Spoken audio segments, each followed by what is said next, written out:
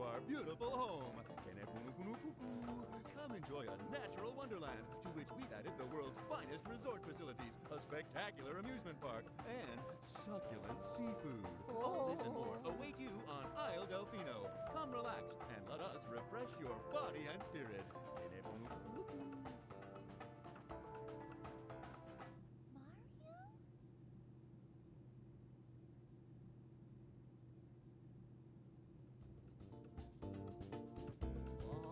That shadow. Those were the White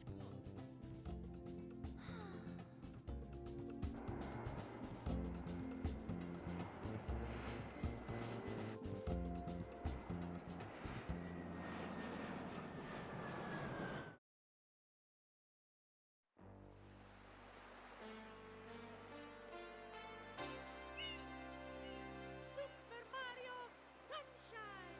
Woohoo!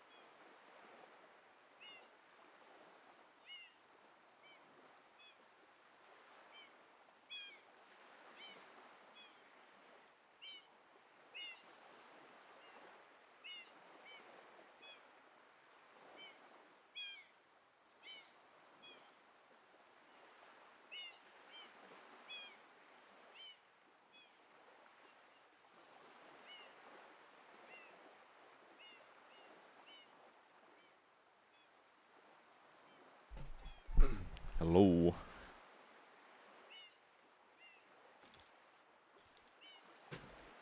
Okay.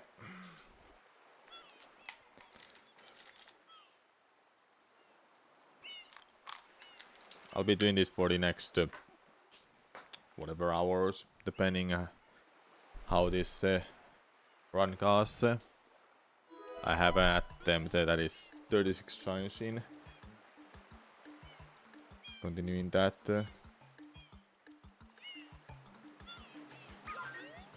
From like a week ago or something. But I can't remember what I have done. Well, I was definitely Chef Yoshi.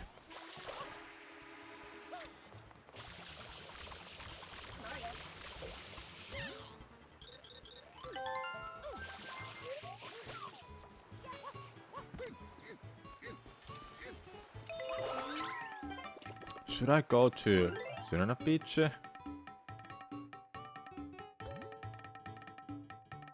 Well, I haven't been there. Might as well go there, I guess.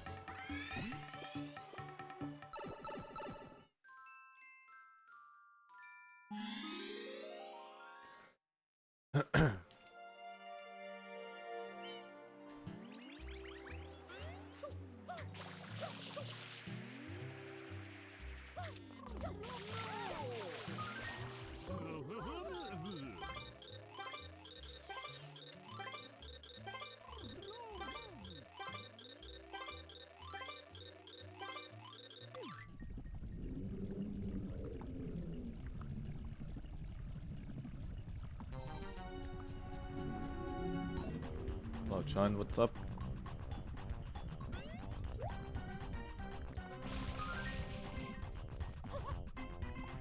I'm heading to the beach right away.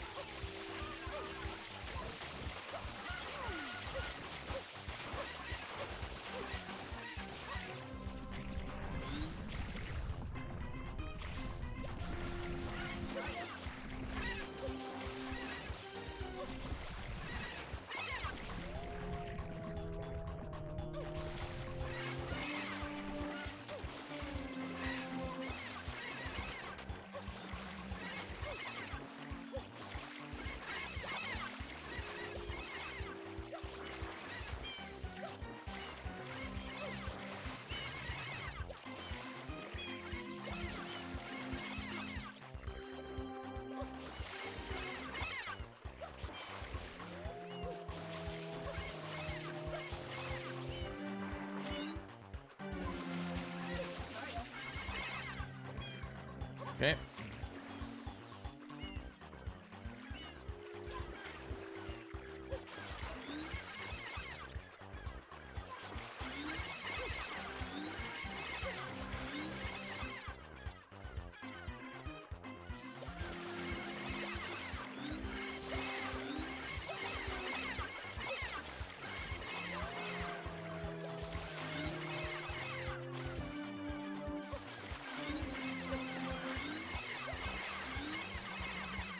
This is super safe strat. I like it.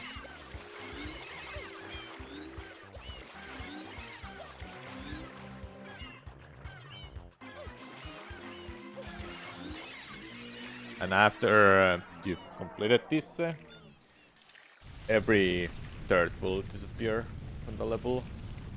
It's super safe. Well, it's not like super difficult level. If you go to the water, they can't even catch you. They will turn around. When they go into deep water, they just turn around.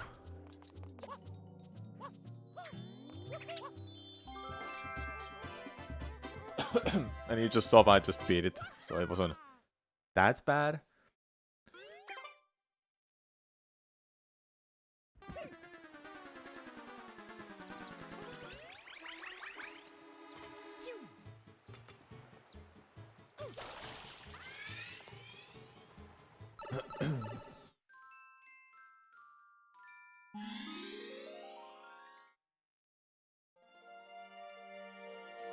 Also, what's up, devil?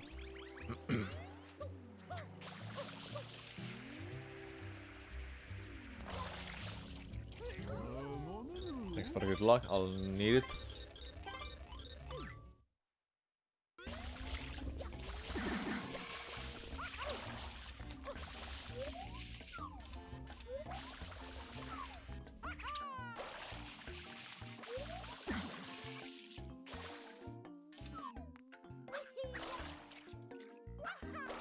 Okay.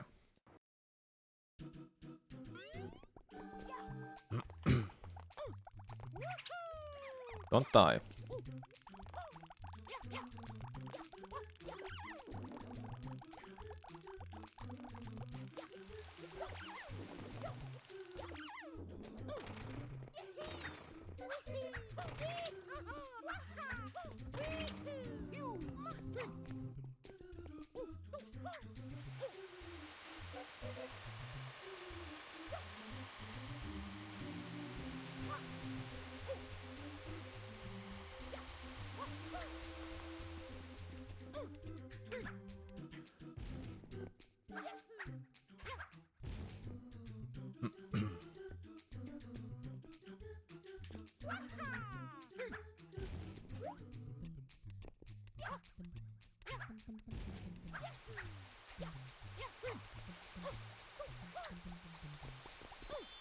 There you go.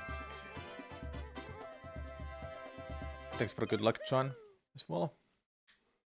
Just called yourself absent for today because things happen in the middle of the night. That sucks. Hopefully nothing bad.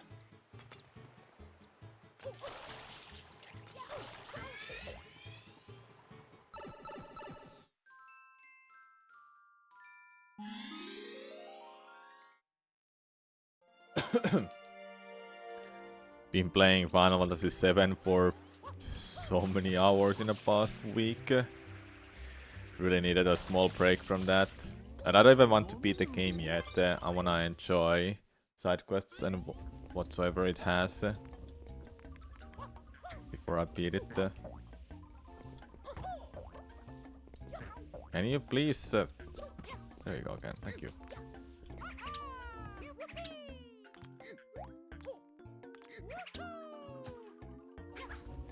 Oh.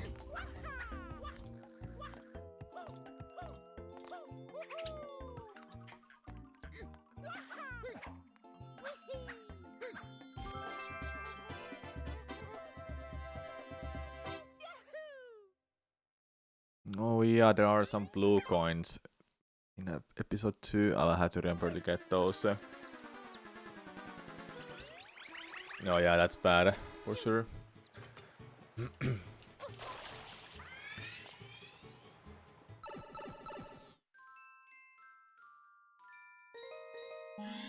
gonna redo this so I don't forget those blue coins.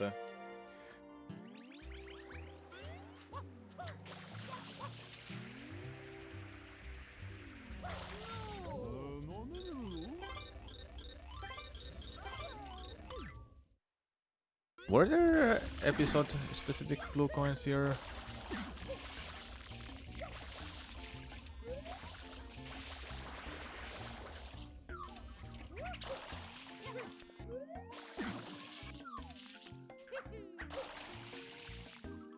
Actually, no, they were not.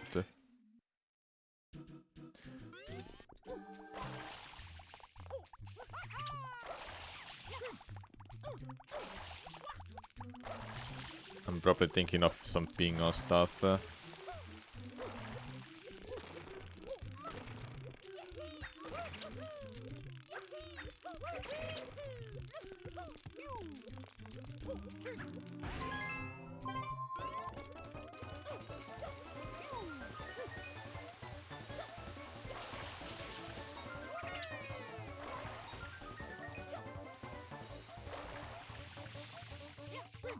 Ooh.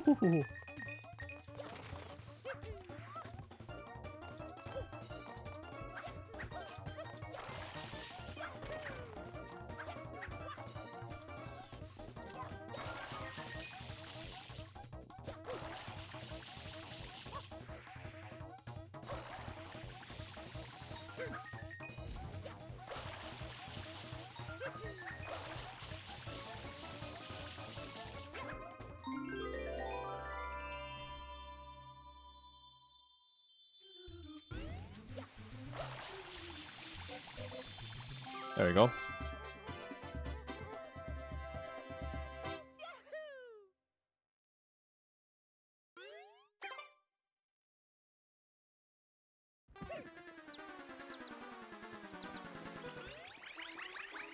There's a Metroidvania week or event in something like that in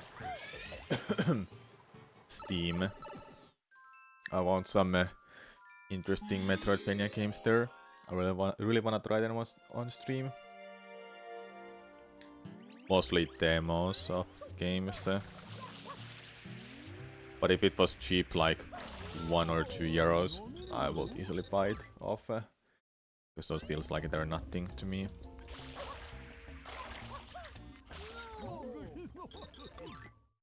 I have got a lot of different Metroidvania games there waiting. Which was it? This one? There we go.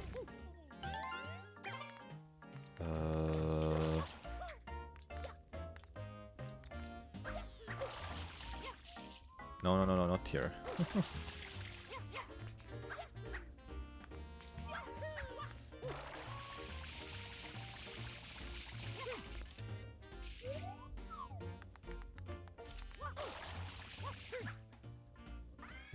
Nice. Decided to put the games you want into an amateur list. That's good to make. If there are some games that you really want to play.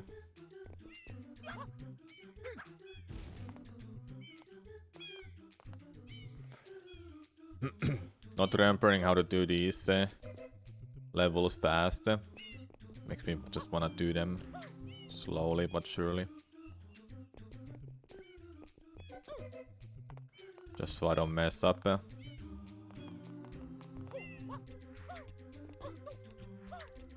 then I have a part like that I'm more than happy to try to do it like that.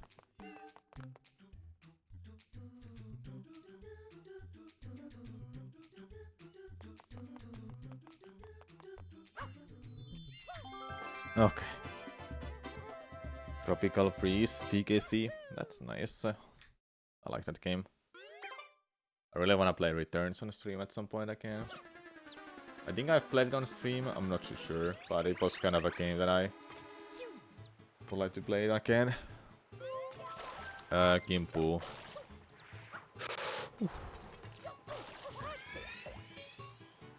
Metroid games as well. I highly recommend to play those.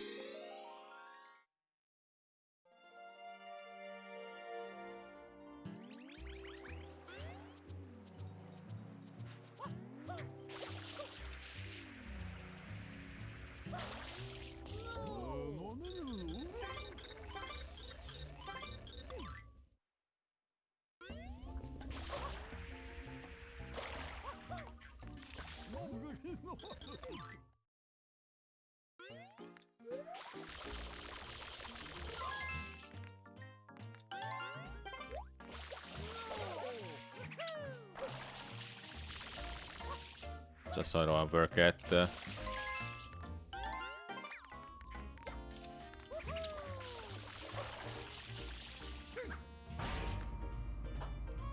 Okay, Kimpu. I don't know, should I cancel the cycles each time in the middle? No, don't.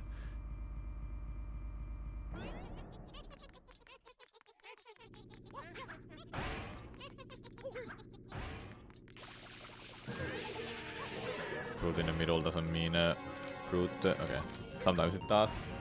It's luck then.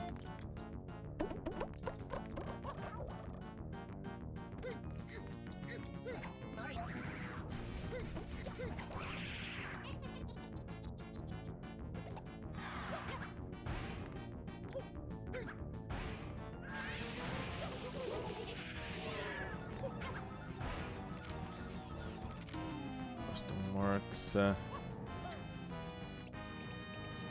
Just wait it out.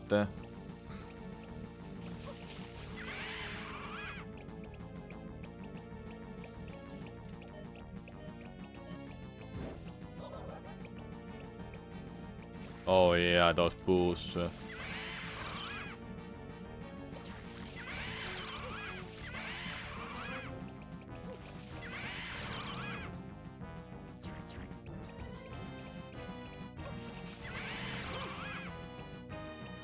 Do they disappear? There we go.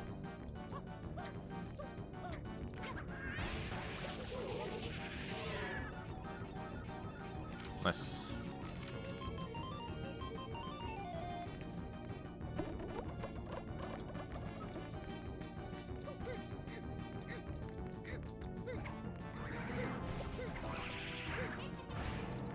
This fight is so scary if you have to do it normally.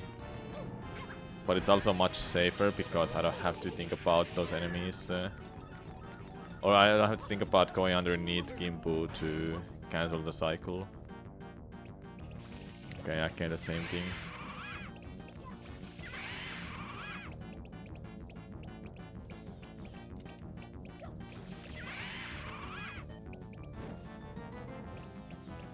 Just gotta wait it out. Spam spray once in a while.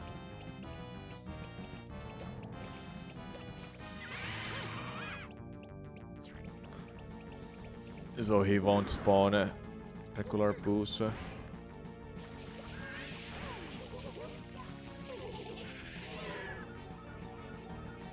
Hey, got super lucky. Let's go. 0 extra cycles.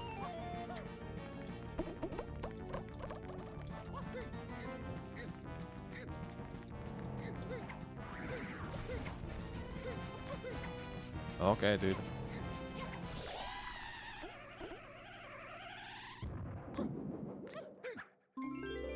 Good. You want to try that in your current casual run of Sunshine?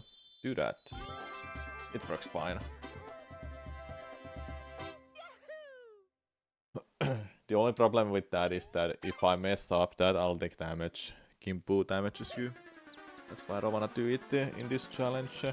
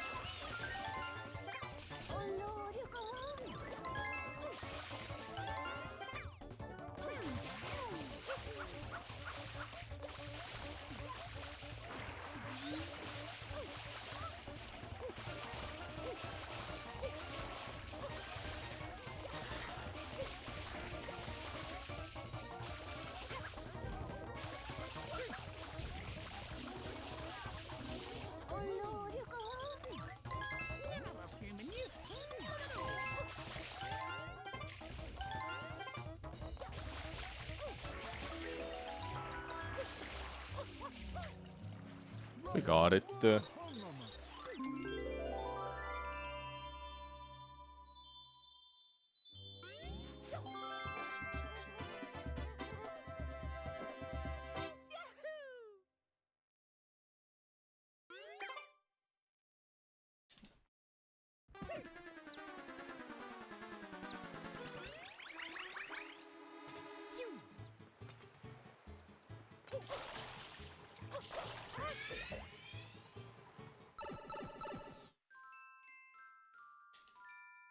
Now this level is done up to 7th shine. If I just unlock Corona, then I go and collect that. Collect those blue coins. You'll be free to do anything.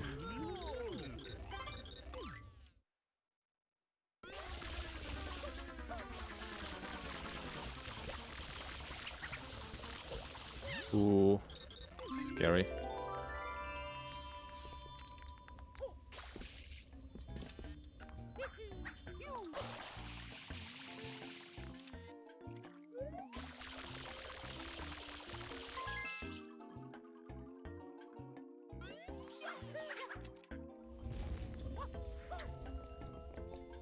I'm not gonna go get the other one because of that enemy that I just saw up there. There are boos disguised as Shadow Mario. That's not safe to go around.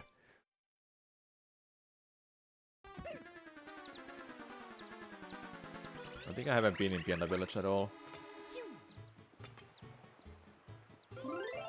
Have I? Nope, I have not. Let's see which episode I'm missing. Rico and Gelato. Okay.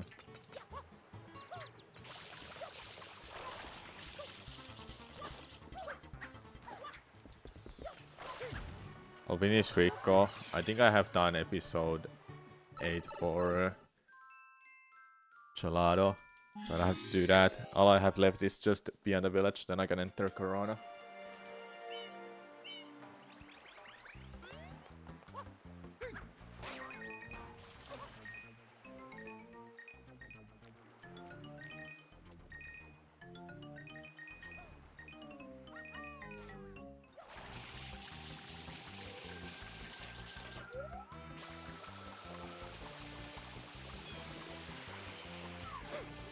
Woo!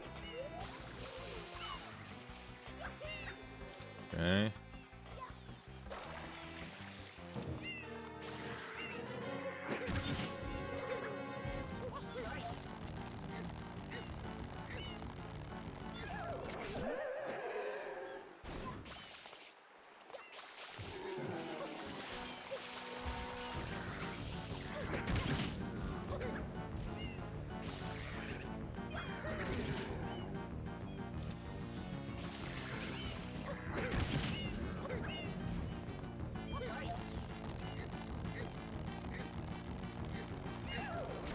Woo!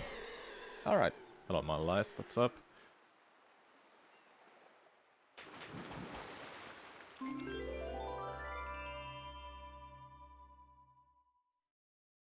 Just woke up. That's neat, I guess. I woke up really early, thinking I might have work today, but they didn't call me, so I'm fine. It's like I did fine at work yesterday. There was like so much to do that I just left off. I had like some leftovers left. That's why I'm a little bit skeptical what's gonna happen tomorrow. Did they like that I left leftovers or not?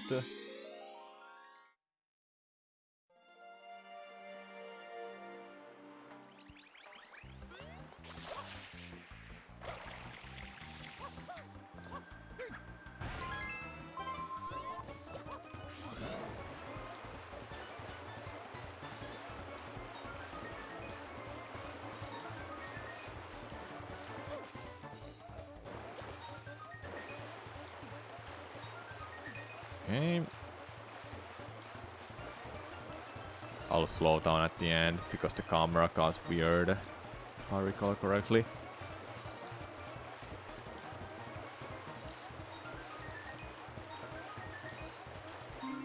When the camera gets weird, you're like really screwed.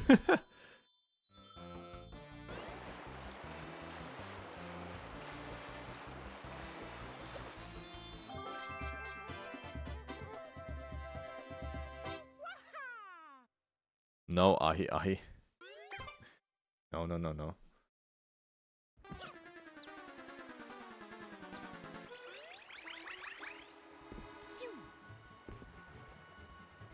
This is the easiest shine in a game. You walk forward and you spray. You just walk spray. After this I have been in the village. I gotta go there next and do that.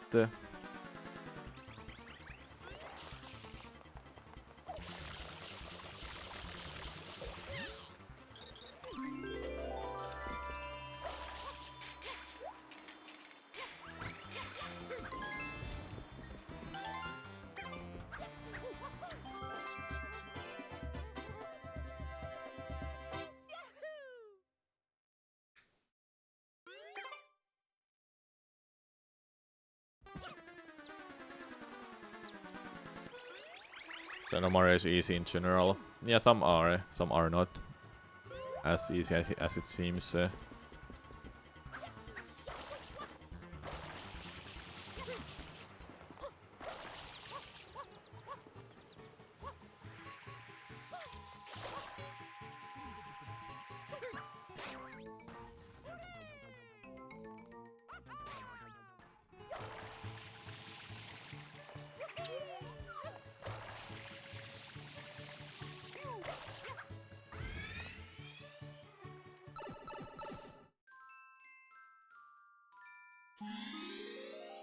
To be fair, this is one of the scariest levels, and I'm doing it like as the last one.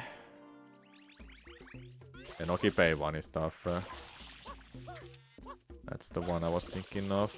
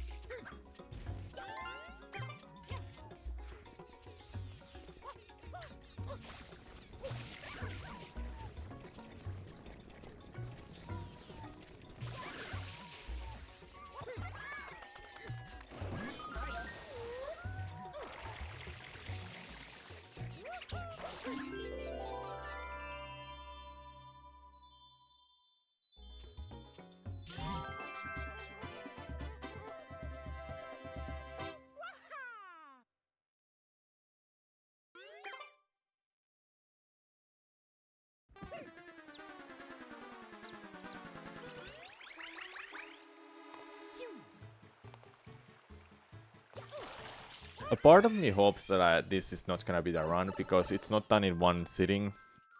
I can do this in one sitting, but it takes so much focus the further I get there.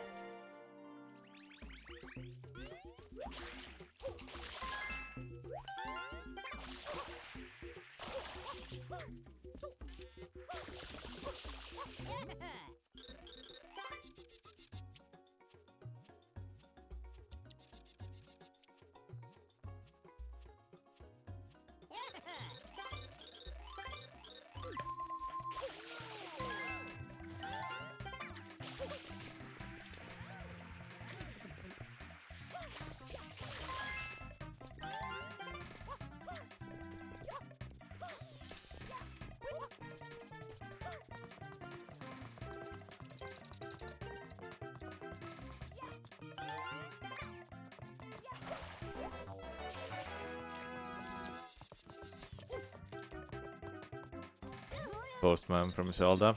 That's what he is.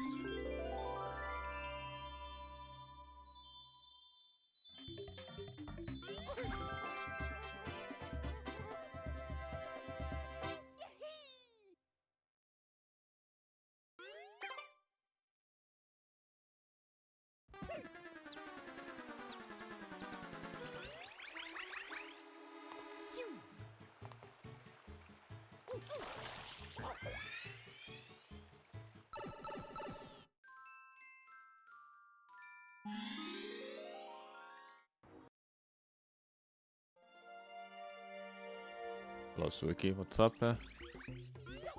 Okay, let's not bonk at anything.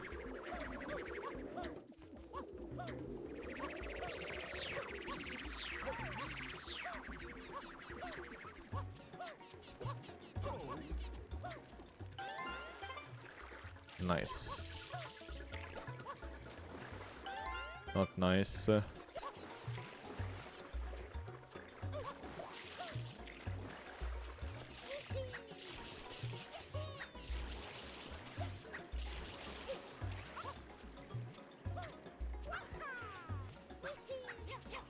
where are the birds? Where are pirate chickens? I don't see them. Can't see them here, but I can see when they... Okay, there's one.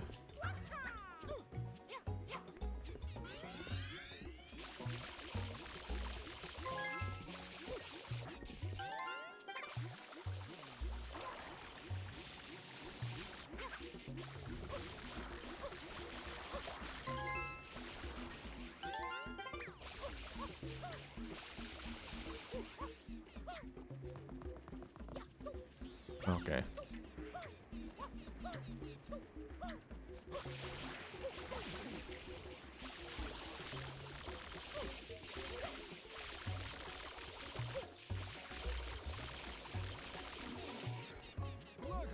Yeah, it's a Switch version. I play on a Switch version because it's much better quality, and widescreen is just I think it's generally better and easier to set up for streaming. I'm out of water. That sounds good. Don't do that.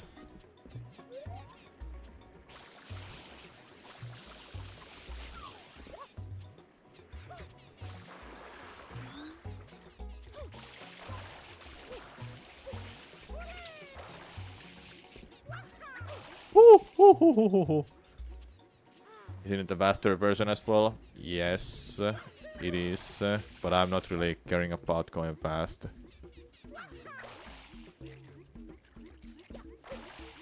Side flips are working fine. Okay, there's pyro chicken. Wait.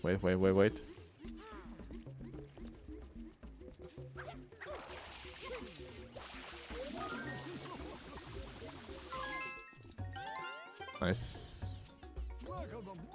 Hello, Jules, what's up? It's been a while.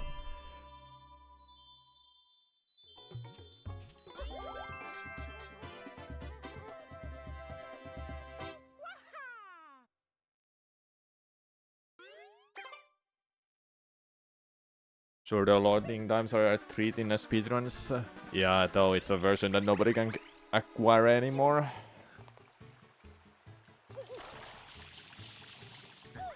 It was limited edition.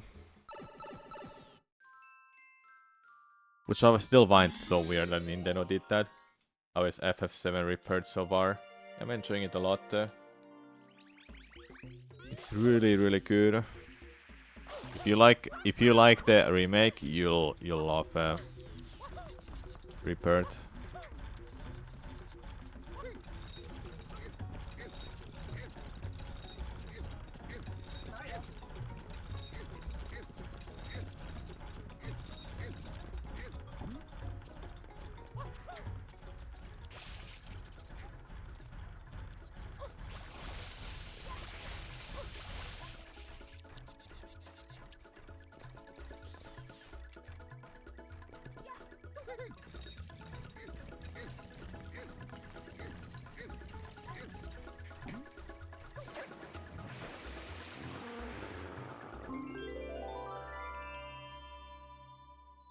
I don't mind the slow sections at all.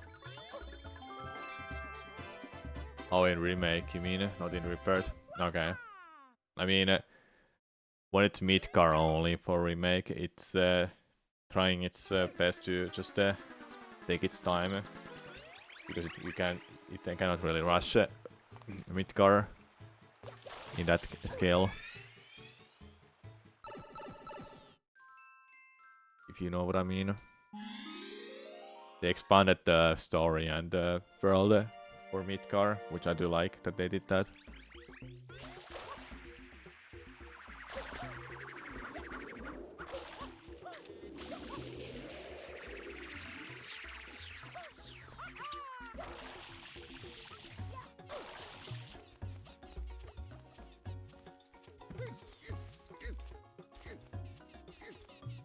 There we go.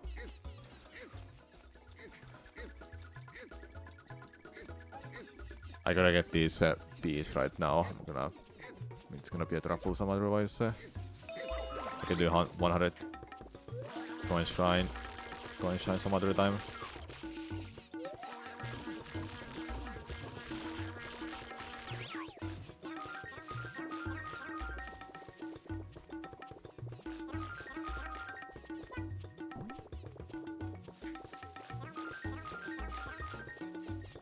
If a bee hits me, that's a hit.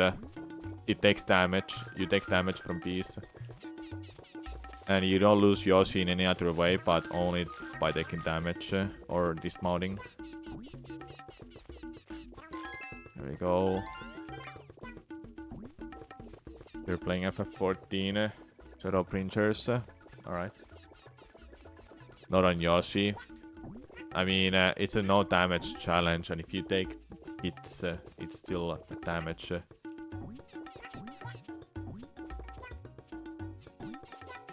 I do count it because I don't want to take damage. You will take damage from bees regardless if you are not on your Yoshi. Yoshi doesn't take damage, but you do.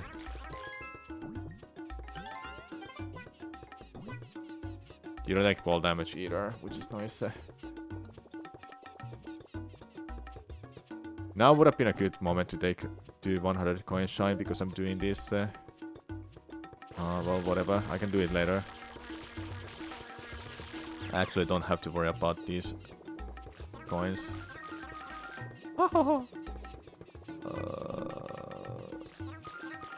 That's like 30 coins right there.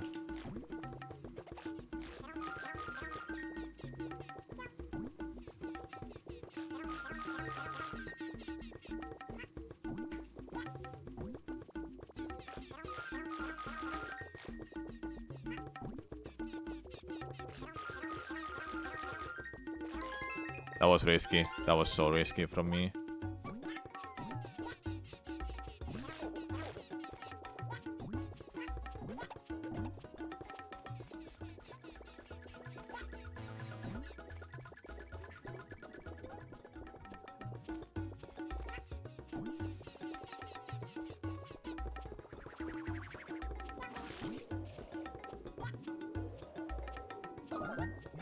I actually didn't know you can turn those into a platform. Well, I mean, they're enemies, so it makes sense.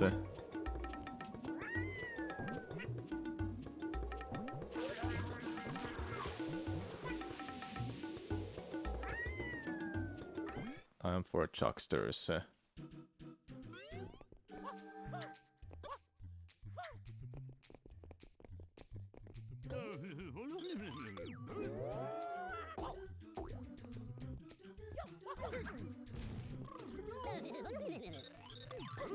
Yeah, it is useless. Not good to know what we can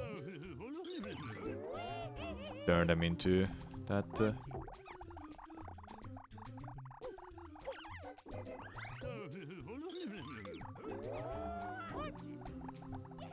Okay. If this throw messes up, I'm dead. I'm dead. Better not talk to him by accident at any point.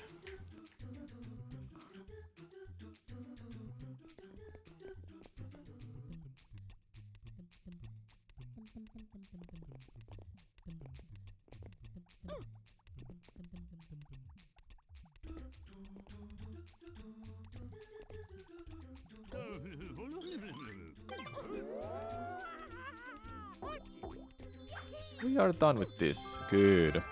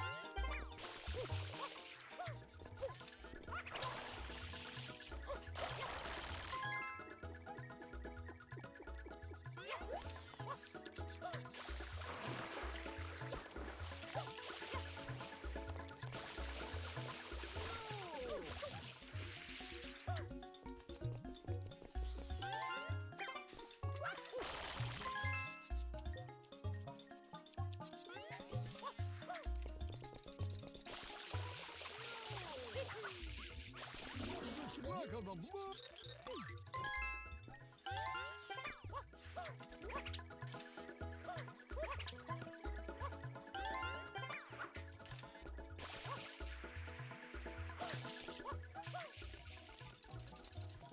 I gotten this? I mean, no, because I just entered this level.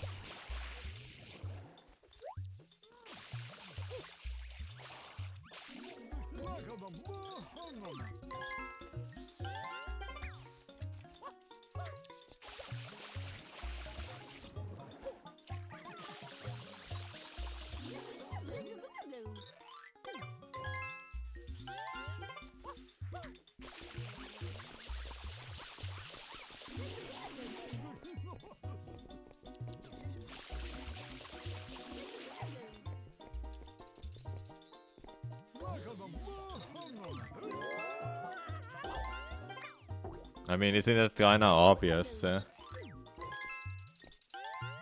Maybe it's not for some people. That like the hardware of Wii is literally the same like GameCube, but just slightly better. Yeah, not that guy. Like specs, I assume, are the same, or slightly better, but I don't know the specifics. Nintendo hasn't been a kind of a company that focuses hard on specs. It's creativity that they focus on. Yeah, pretty much the same. Yep.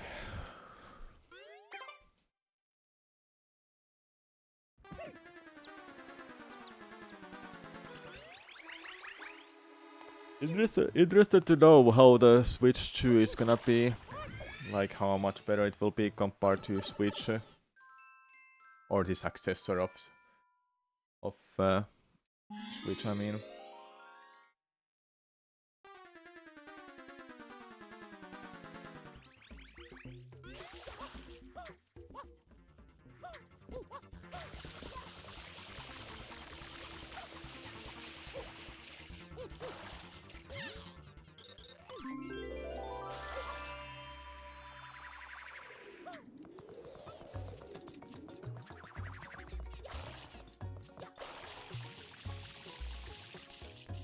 Nintendo is about the hardware features. They like to innovate. Yeah. That's what I like about Nintendo. That they don't strive for best kind of quality.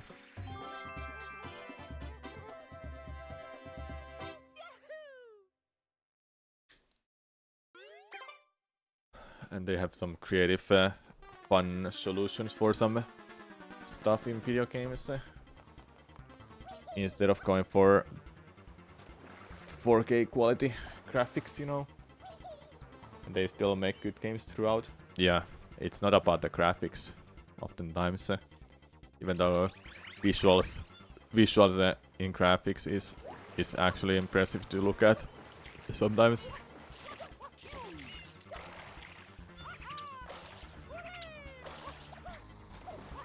Here we go! Corona Mountain!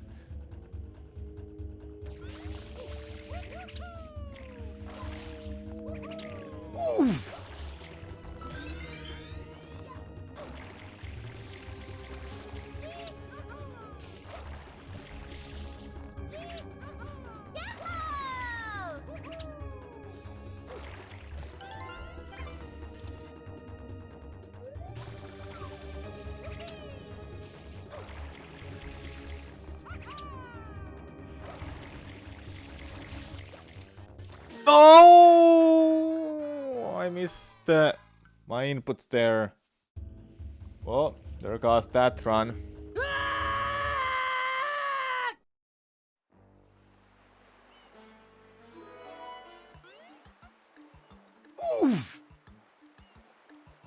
What? I just swear there when I restarted the timer. Perkele.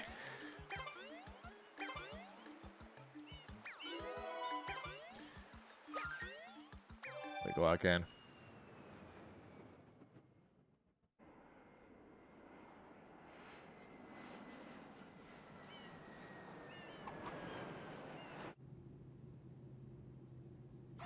PX start, just like for the GameCube controller in a GameCube version. I'm using the GameCube controller, so it's pressing those combinations.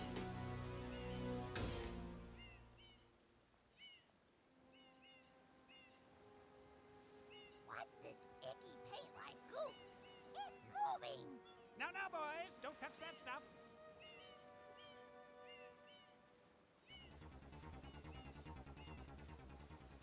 I'm gonna start with Piano Village again, but I want to episode 5. Nice. What happened? Hello? Excuse me, It's like I touched the adapter and it did that. I am most concerned with the well-being of the princess in this dreadful heat. Master Mario, if you would, cross over to that shore and find some assistance.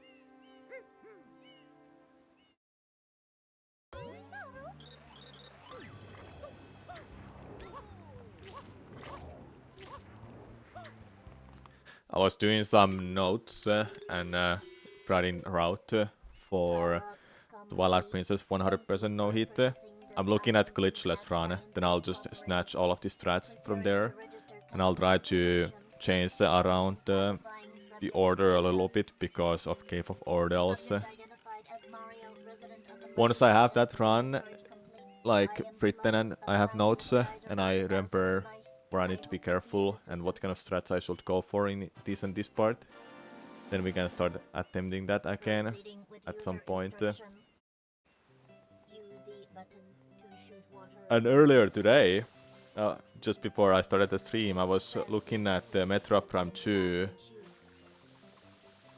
Echoes boss fight, Quadraxis boss fight. It's one of the harder and hardest boss fights in the game, especially for the hardcore challenge I created. And I want some interesting strats that I believe will work well for the fight. However, the fight is just really difficult on its own. So even if I get there, it's still impressive.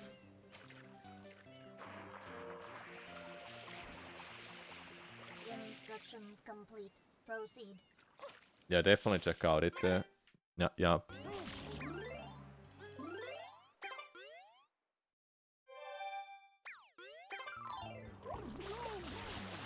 Definitely play Metroid Prime, please. Please play it. It's a fantastic game.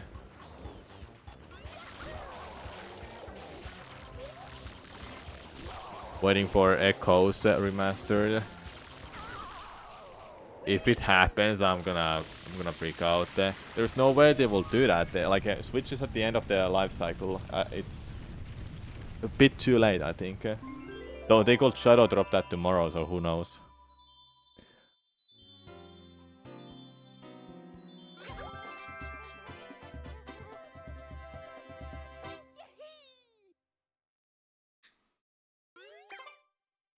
Nice work, Mario. Quite an unusual device. Is it some sort of pump? Is it true that Shadow Mario's knowledge of the Force is just such as that he can manipulate the... I'm not too sure. You know who Shadow Mario is though, Silent. You tried Metroid Dread when it had its demo and you liked it.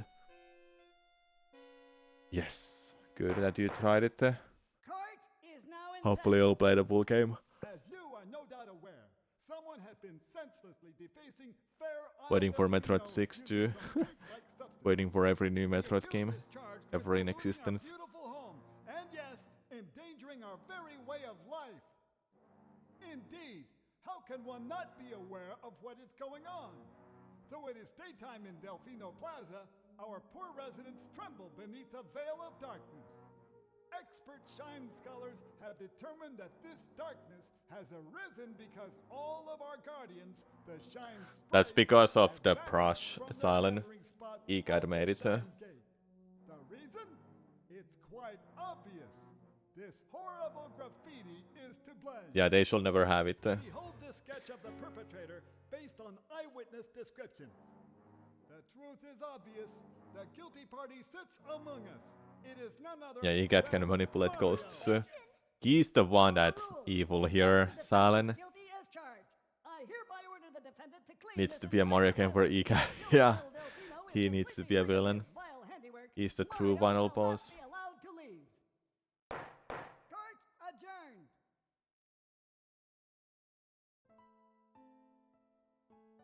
This appears to be quite a predicament, Mario. Data analysis verifies that the island's inhabitants are indeed troubled by I don't wanna pollution. spoil what The pollution itself Metroidvanias I found from Mario,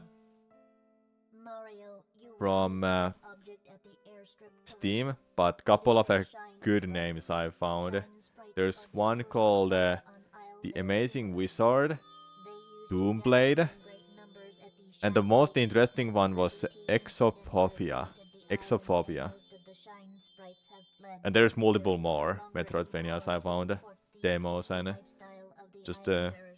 It is most regrettable. didn't cost much. The only way to ensure the return Excited to of play the those at Shine some Sprites point is when to I have keep the island from time, becoming any and I dirtier. know when I can Operator do those. likely at work, even Mario where needs to we save see Luigi from Ika. and you, Yeah. Mario, are being treated as a criminal. Tomorrow we must do our best to resolve this situation. When this run dies, we'll take a break. And then I'll switch to FF7 Report for the rest of the stream. I really cannot play this for like 5 hours straight. If I get a run going, I'll try to go as far as I can, or beat it. Then I cannot start another one. I'm gonna do it up to episode 4 over here.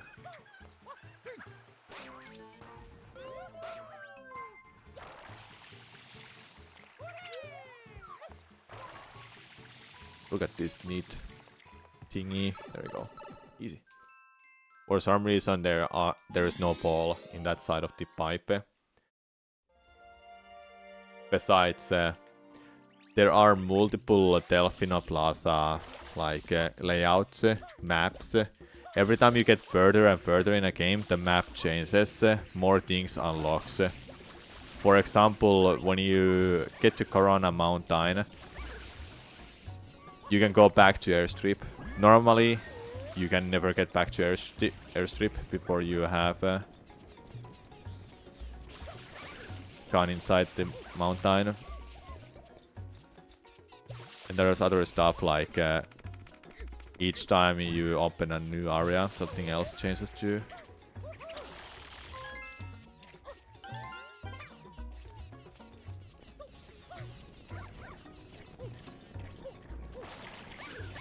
Oh, boy.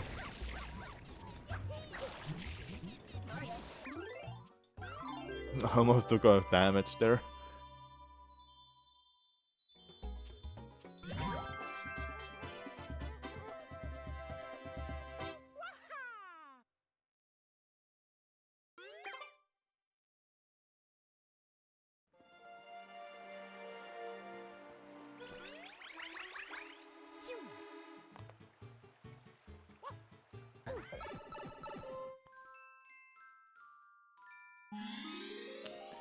Chat, I made a New Year's promise of not eating chocolate and candy for the whole year. And up to this point, I've been doing well. I've not eaten any candy or chocolate. Though there are biscuits. I've eaten those, but they're not candies or chocolate, so I allow those. However, just earlier, when I was in Japan, I brought back some chocolate for family and others to taste, and I didn't wanna try them. But just earlier today, I did try those. So do you think I just failed this promise? Or is it fine to taste something like that even though I don't want to eat those? I did like one of them. Regards to New Year's resolution. So you think it's over? I mean, my New Year's resolution was not eating any candy or chocolate for the whole year.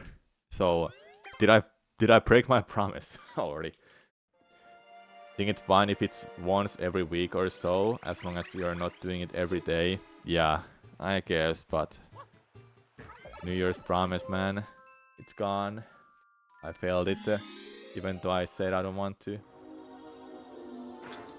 But I think it mostly depends on your mindset towards it. Yeah, I only took only took one piece of each of those chocolates, and there were only 2 kinds of chocolate that I poked from Japan. And I said I don't want to try them because, you know, because of my resolution. If it's more like I want to eat less candy, then it's not a failure. Yeah, it's something like that. But my idea was that I want to minimize the amount of chocolate and candy completely, because I tend to eat it a lot. Not like a lot, it is every day. It's not everyday thing for me. It was like every weekend, once in other days and so forth for me. And it's just much healthier to not eat it every day, every other day or so. So I wanted to make that New Year's resolution.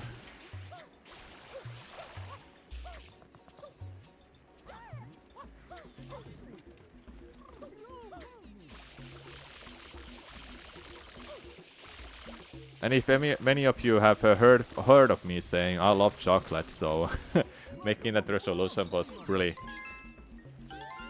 like tough to make, but hey, I decided to go for it, and I'm gonna go for it too.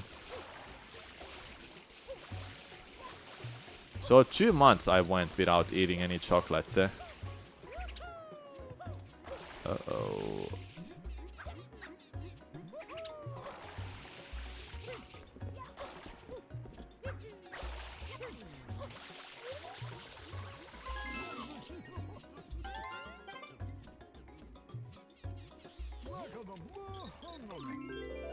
Two months is a long time. Yeah. And every time I'm in my friend's place, they would have candy boxes right next to me. And I'm like, please put it away. And they're like, okay, we'll put it away. Because I told them, and they know. I literally made the promise in front of them. Yeah, it's good progress. It's pretty good progress.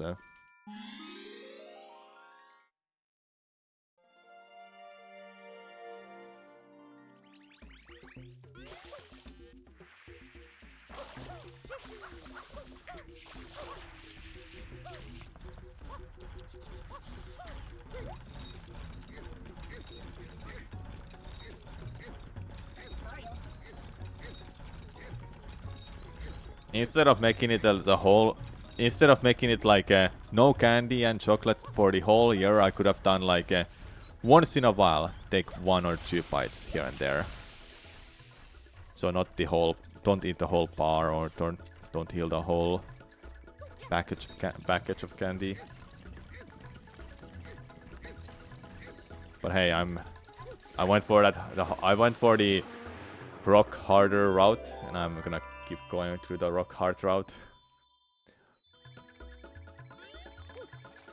Where should I go after this level?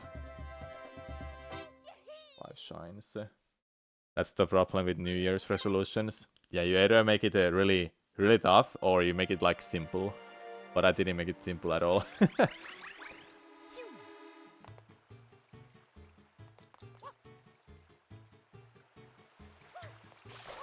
I'm gonna go to Gelato. Yeah, I'm gonna go to Gelato.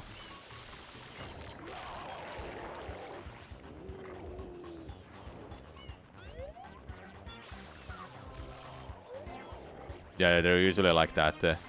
I'm gonna start exercising every day. Then after a week, you're like, this sucks.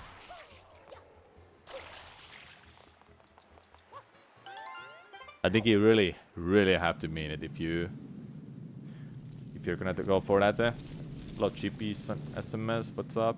Thanks for the good luck. And the people underestimate the challenge. Yeah, 365 days is a long time if you do it for the whole year. You can even do it like for every other month, or 1-2 months or something. Doesn't have to be the whole year.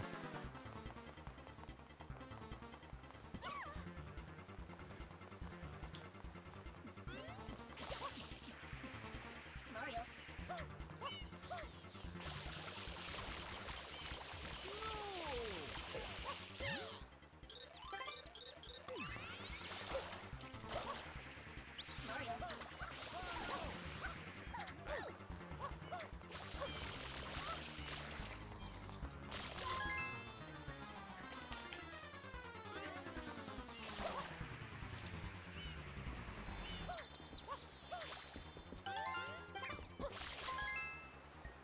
Doing great. Nice.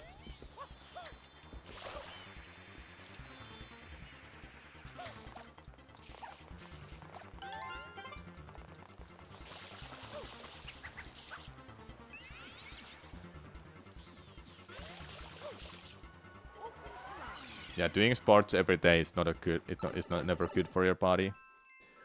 Your body needs to heal and rest for a couple days.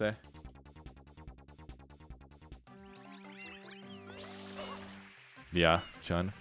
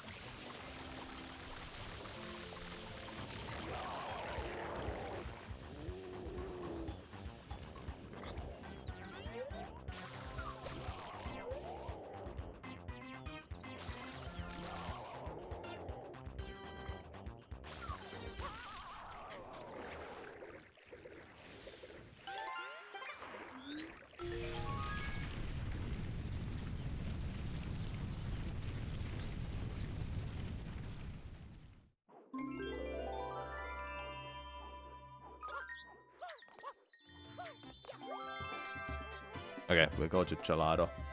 We'll unlock Rico, then we do Gelato.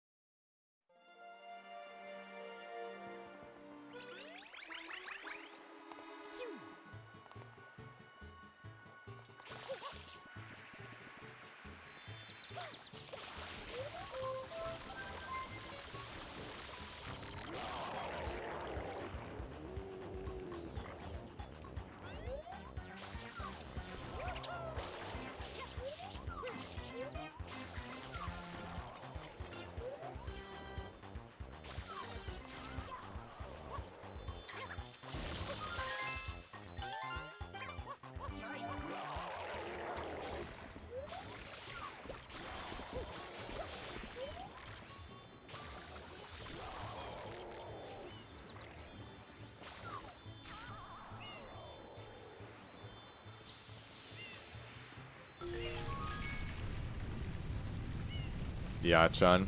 It's 2. Alright. Gelato time.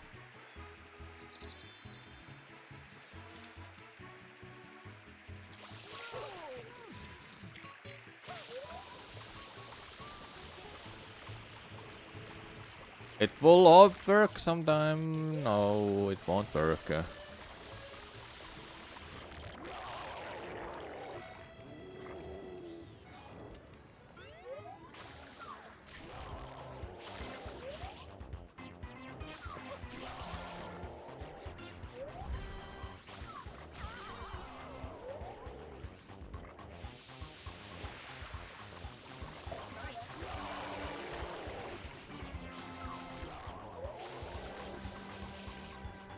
I need to hit that. Okay, good. Just so it doesn't hit me by accident.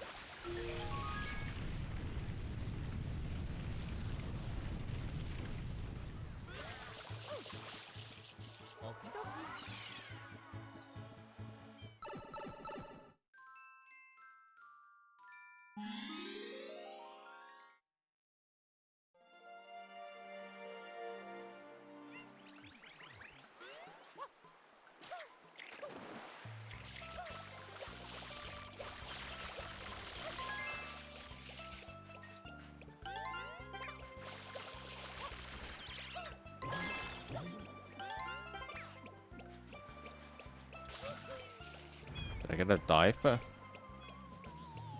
I did not. That's okay.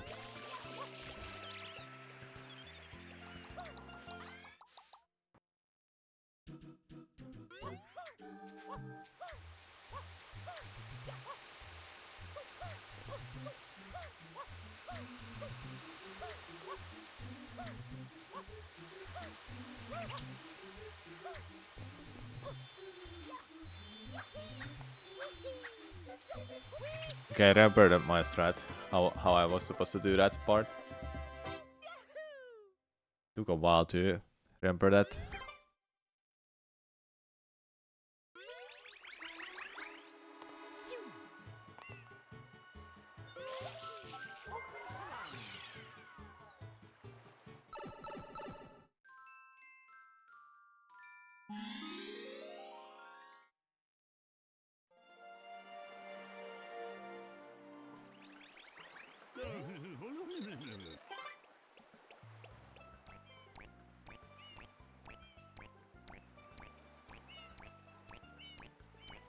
Spring is coming up here, slowly but surely, here in Finland.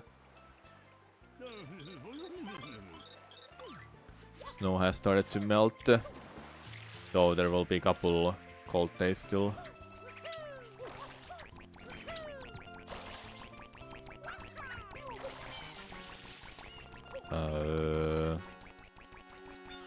Luckily they don't aggro you if you just chill here. Can we just talk about how the reflection is like perfect in this game? It's not like perfect, but it's really good for its time. But look, you can see Planchelos, you can see Mario really well, just everything. Start to hate winters. I think winter is fine, but I don't want it to be longer than 4 months. I prefer to have snow on ground than not snow at all. Because it's just so depressing to not have any snow. Will this work? Yeah, I thought so. Okay, well, I have to wait here.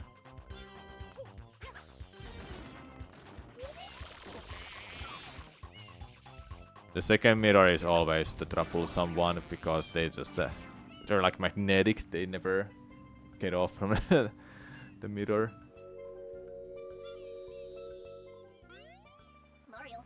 There's a one reflection I will show you. I'm not sure that they fix it for this version, but look at the. You see that there's a reflection missing for Flood.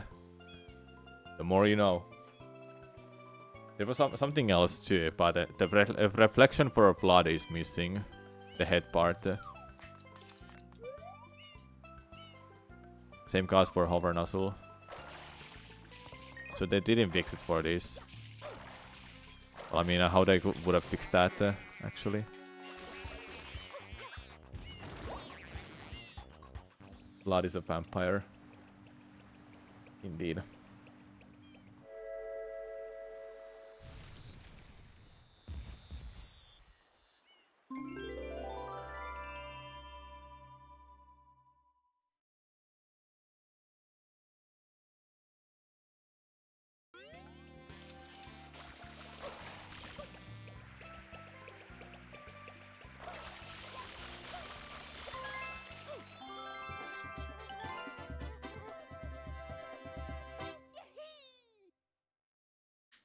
Used to live in a part of Germany where we barely had any snow, so coming to Sweden with a ton of snow was, and it's still overwhelming. Some parts of Europe never get snow, you know, only northern countries. Sometimes there's snow in, I think Estonian gets snow, Russian definitely gets snow.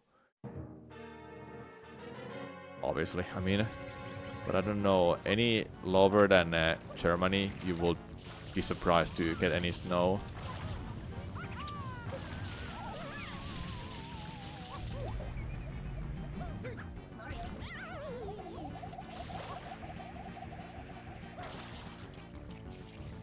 Where is it? Hello? Oh, wait, it's this.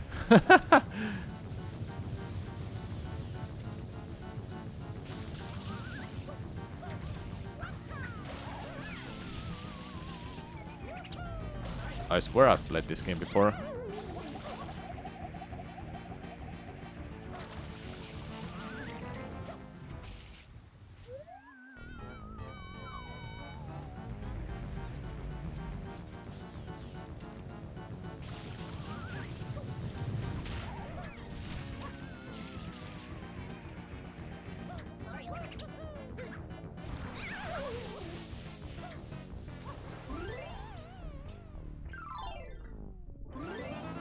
Thanks for the good luck. For the good luck, Mark.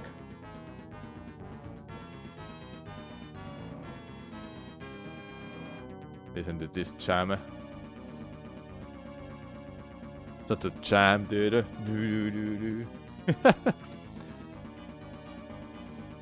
This happens because you open this with the set menu. So you can make the music go like this.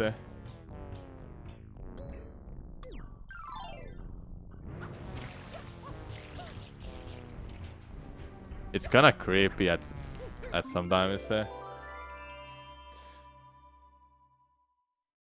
Obviously, it's more to the left.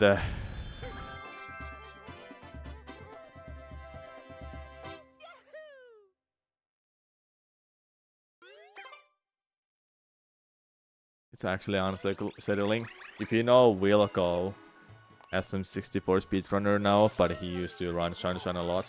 He told me about that in WitchCon, Germany.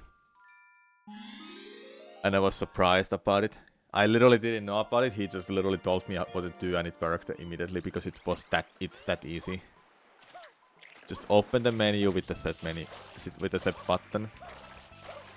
Nothing more than that. Did they both drop down? Yes.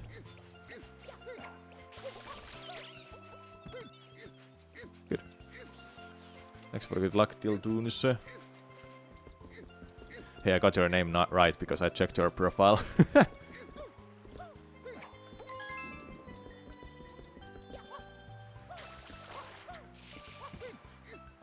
You barely use set menu. I mean, nobody uses that, right? Only for a couple things it's used. And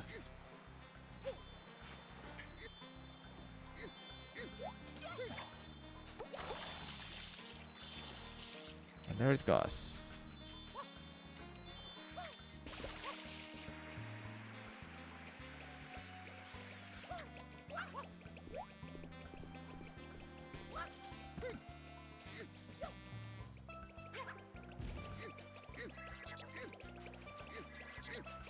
Only reason you will do that for is just checking where did you miss a blue coin.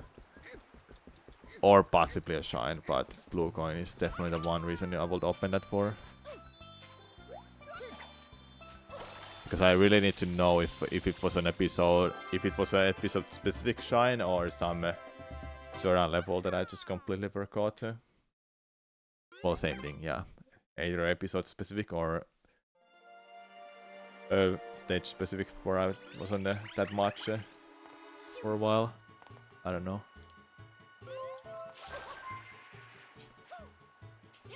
No.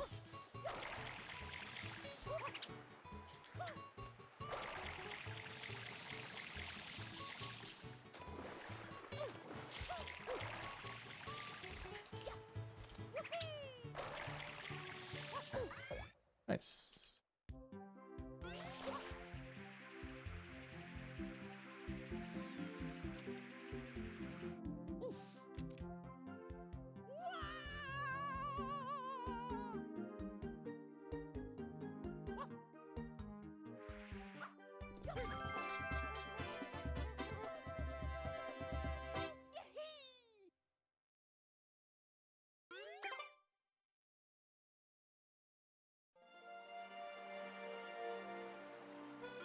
Wanna do some easy shines quickly. So I can feel good about my shine count. But like, hey, look at my shine count. I have quite a lot of shines now.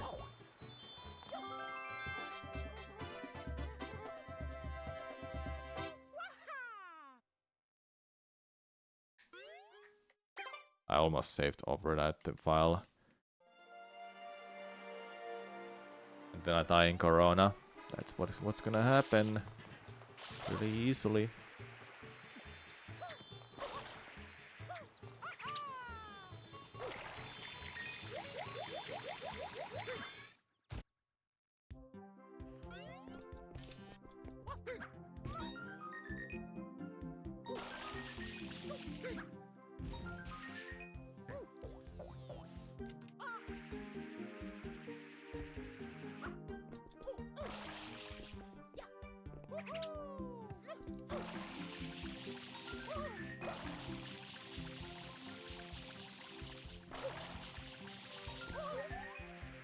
I assume dying counts as a damage even if it's something that doesn't necessarily hurt you.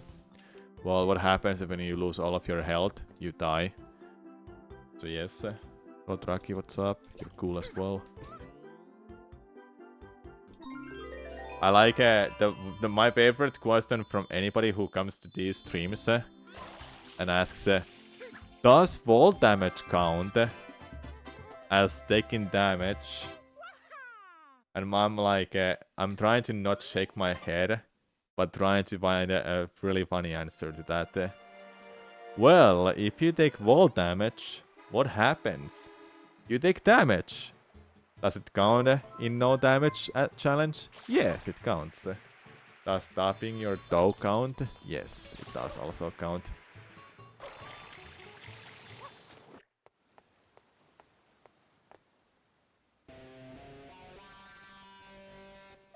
When it comes to these rules, they can be really stupid, but no damage is like, that should be like so simple. Everybody should understand. If you take damage, the run is over.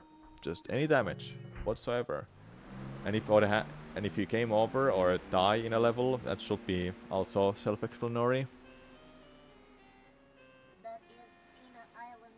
Because calling it no damage, no deaths challenge is just really long. Instead of like if you do this kind of a rule, no damage, but you can die in levels, then it's like, well, to avoid some damage, I can die quickly, then I can try again. Yeah, it's in the name too, John.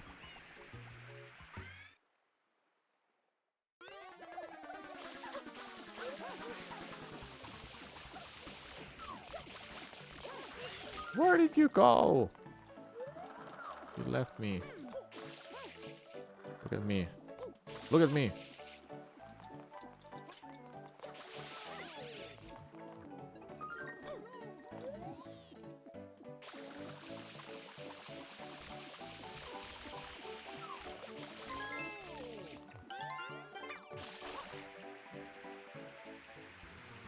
Though rules for no hit are really stupid sometimes.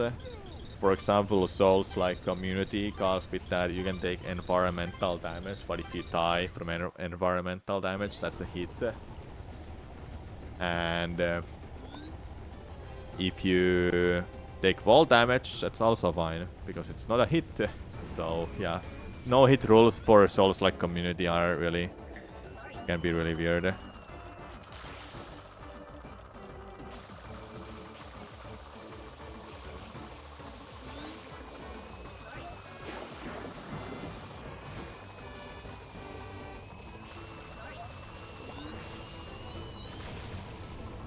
That's actually really bad.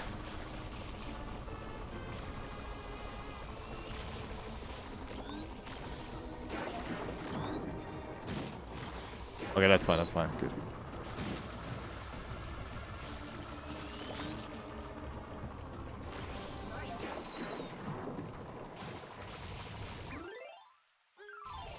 They have no hit and no damage as separate things. Yeah, that too. It's a good question, to be honest. You've never seen the damageless with death in it, but a death that do not hurt the character raise a bit question. Yeah, I guess, Captain. I mean, it should feel self-explanatory that a death counts as taking damage.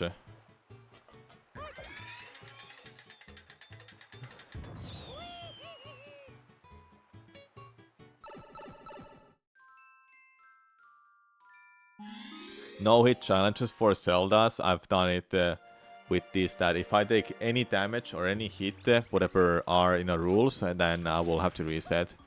So losing damage from environmental damage, that's not good.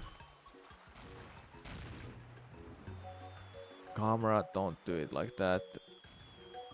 I want you here.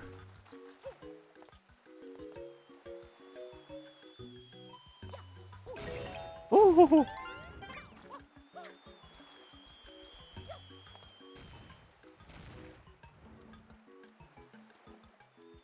Like my Tears of the Kingdom no-hit challenge, it got disqualified because I warped out from a combat, which I didn't even know was a rule, and I barely even cared about those rules. I just wanted to go with the no hit, no damage kind of settings that I personally find good. But they still rejected me because I warped away from a combat.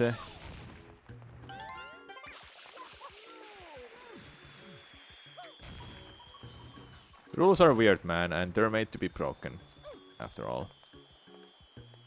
And it's just a silly thing way to...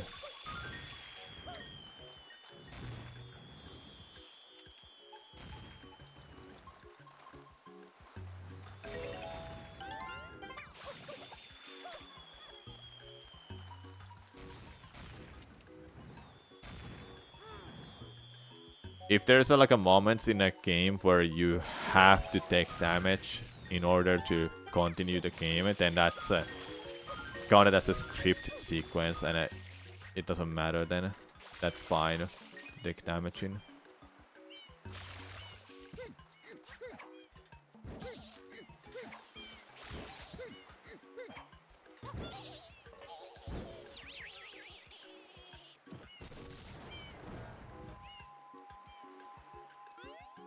And yeah, that too. Stalner. In Zelda, you're never forced to do anything like that. The only moment I can think of where you have to take damage is in Skyward Sword. You know, in Elden Province, the volcano section that is... it's burning hot the first time you go there. Before you enter Earth Temple, you have to take damage in that one part because you cannot avoid that section at all. So that I bypass, and others who've done no damage, no hit challenge for that game, they buy that potion that makes you vulnerable to any damage for a short period of time. That potion, I forgot its name, but it was 200 rupees you had to buy for. And I think you had to also upgrade that, so you wouldn't take any damage. And then there was some discussion like, well, it counts as a hit then, and it's a script sequence, and you're forced to go through that. So why is it that you have to buy the potion? So there was like discussion like that too. Yeah, rules are weird, chat.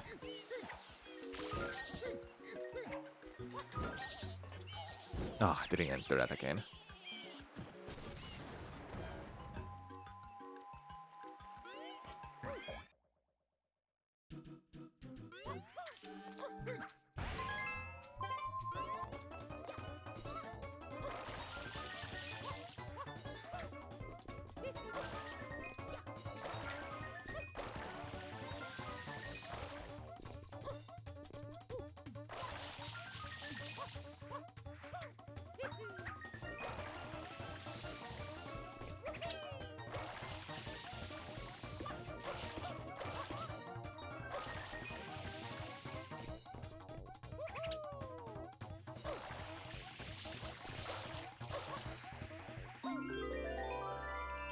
Or it doesn't care if the floor explodes underneath him. Nah. He's fine. He's a Chad.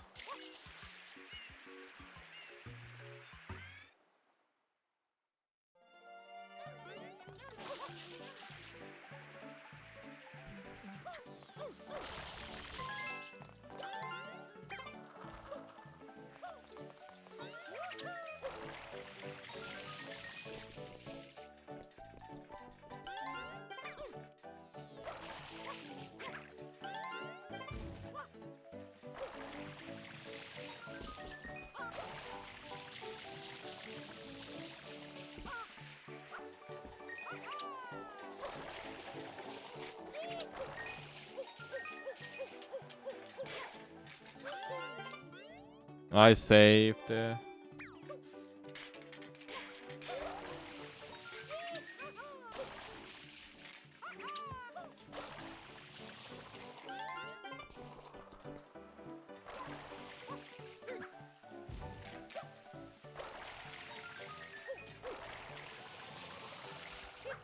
can already see that my gameplay is getting back to where it used to be in some way. Because I'm remembering strats, how to do some parts.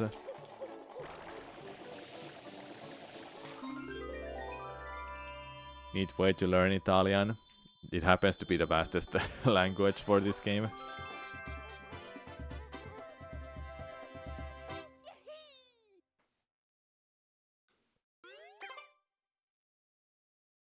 Games are a great way to learn a language in general. Yeah, though you are not able to learn the pronunciations if there's no voice acting.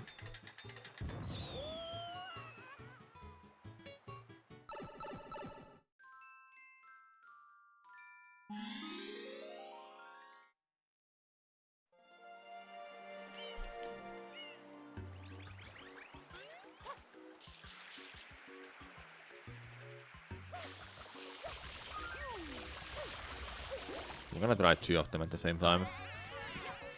See if I can handle that. Yeah, 2 is not fine. 2 is not bad. I can do it recycle, 2 cycle. I was skeptical of going any faster because I haven't played the game for years actually.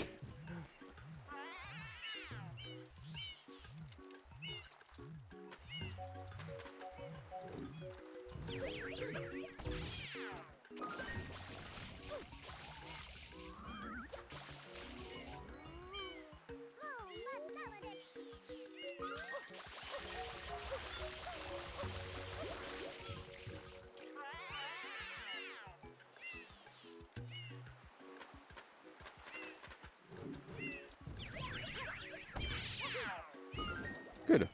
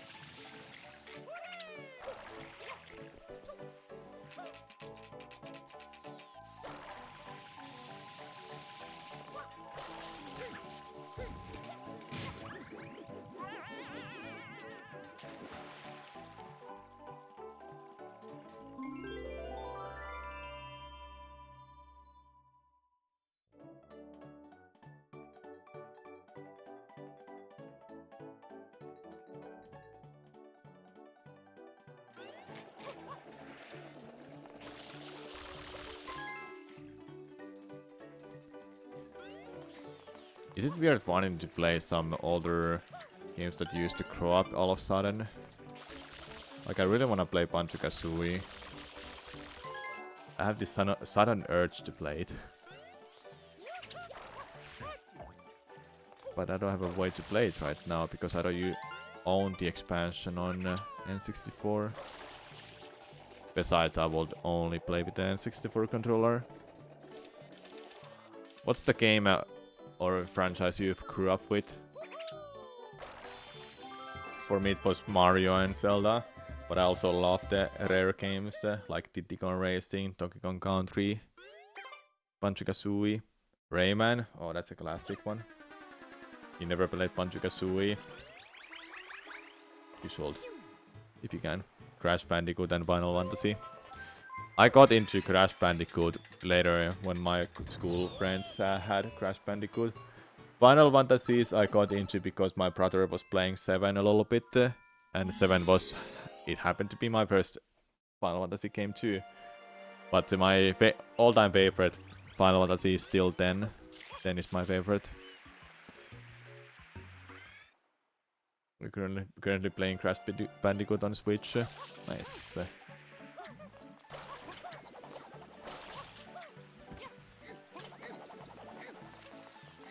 Crash Bandicoot games I played a lot. I also played Ratchet and Clank. Oh, those games were so good.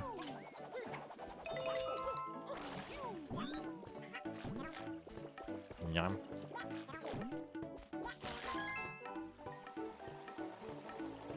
I was in Bowser Fight August. That was like over 2 years ago, in 2021. That's when I got that. So it's been a while.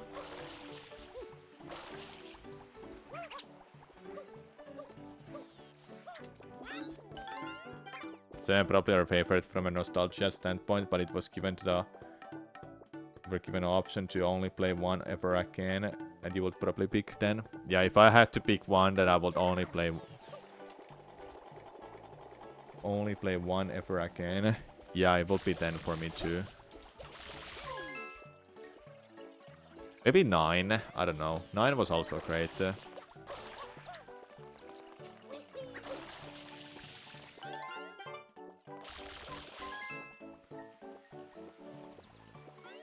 You can't get yourself to continue 7. Why?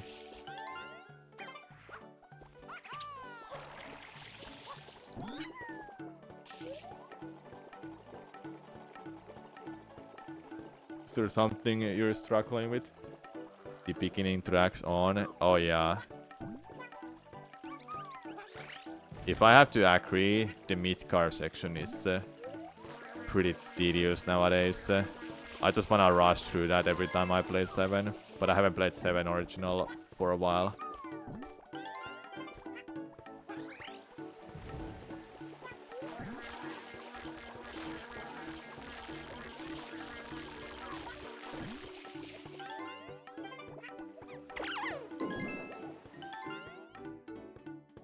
FF7 until you escape mid-car is Resident Slipper. It's always like that. I actually hated going through the mid-car every time. Though for remake version, it's pretty pop. It's actually pop good to play in mid-car. Just because how they fleshed out the areas and everything. They expanded the story, added new characters. 9 for you. Yes, nice. Some love for a 9.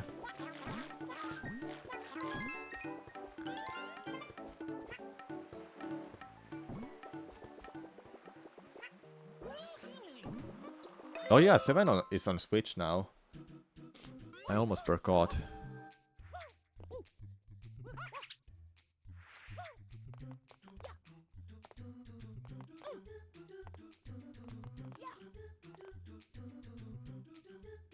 Midgar is so boring. The Midgar, in original Midgar just doesn't have anything interesting.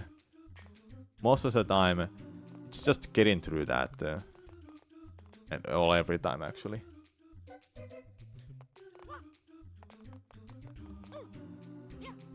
Oh my god, stop doing that, man.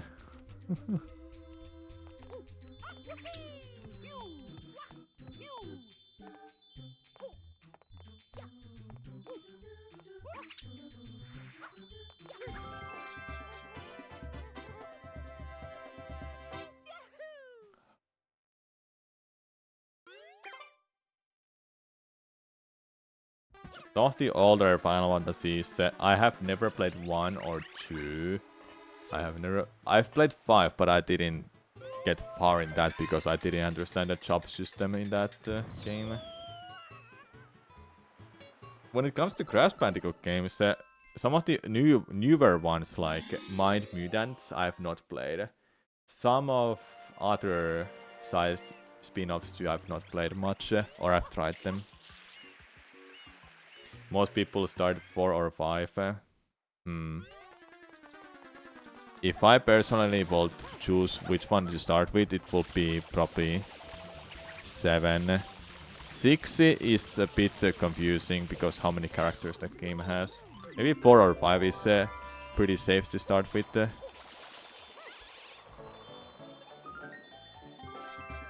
currently playing 1. Nice.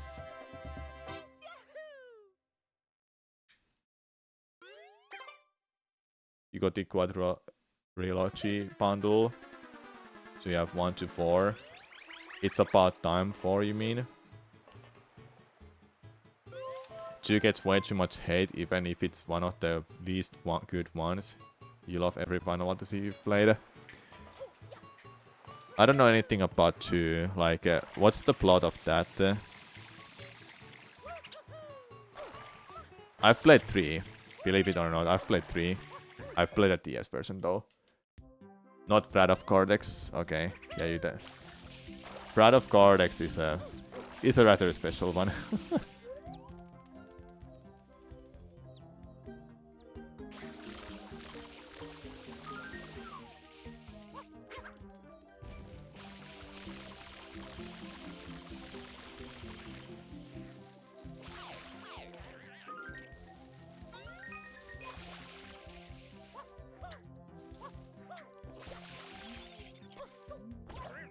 I'm probably one of the few crazy people on this planet who likes Twinsanity. Crash Twinsanity, yes. I'm pretty sure I'm one of the few ones.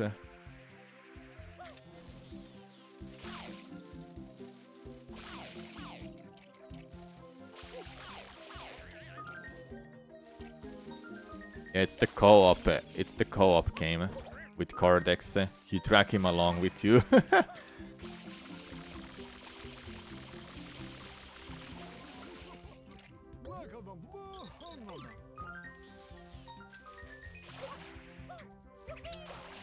It has a lot of issues. Its music is a cappella.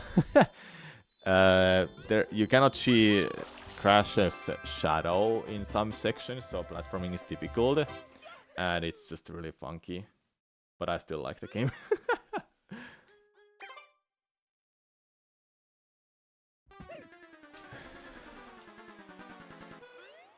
Yeah, it's weird.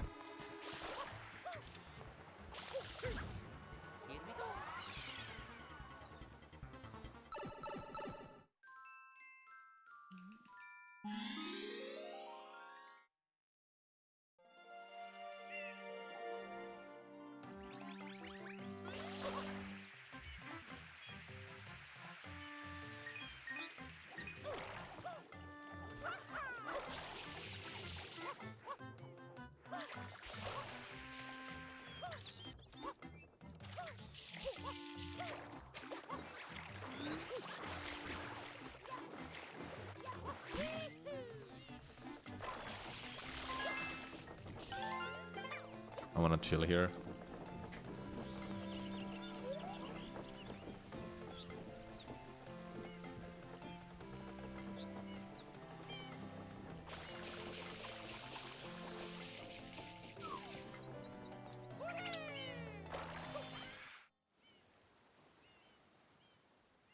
Anybody likes Sly Cooper games?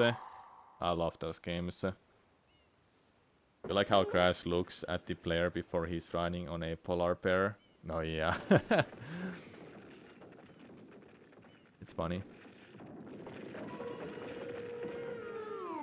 Sly Cooper games. Oh, if anybody likes them, you're my favorite. Favorite chatter in a chat right now. Ever played a Sly Cooper game? No man, you should play if you have a chance. Though you say that you have a Nintendo Switch only, so might be a little tough for you. However, there's not that many Sly Cooper games after all. Standalone games there.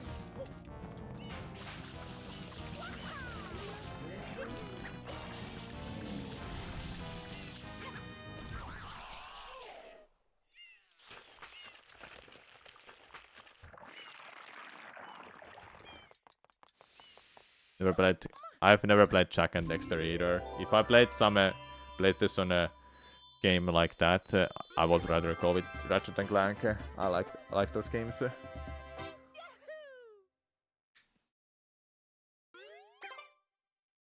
You've never played one either? Okay. 2 is hard to describe. Lots of stuff happens. The story for a video game is impressive for its time. No character is super fleshed out or every interesting in it.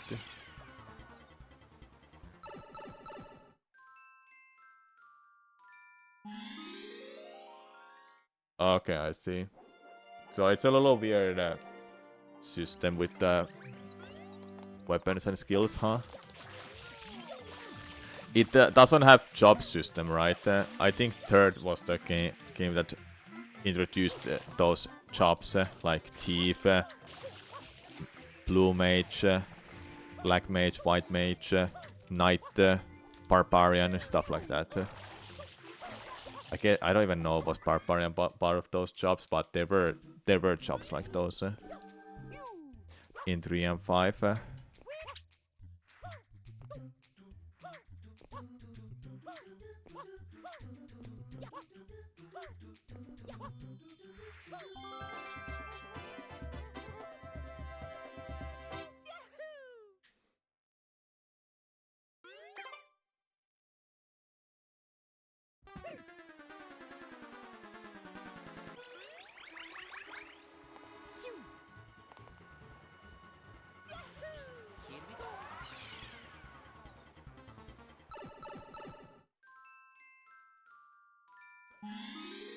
You rotate out your fourth party member between different characters depending on story progress into. Okay, and no jobs. Alright. I'll read the rest soon. Hold up.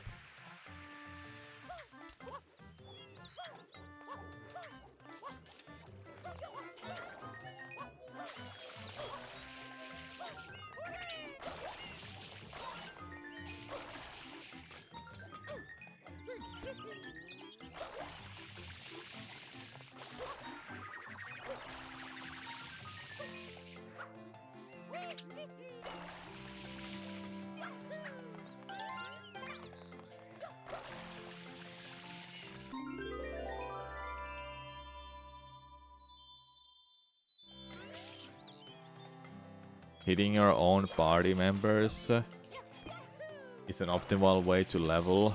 Yeah, sounds really goofy game. I know nothing about 2. Like if there's like a one thing I know about 2, it's probably just the art style, the art for that. I don't know what the world looks like, I don't know what the characters are, I don't know their names, but one I do know slightly, just slightly.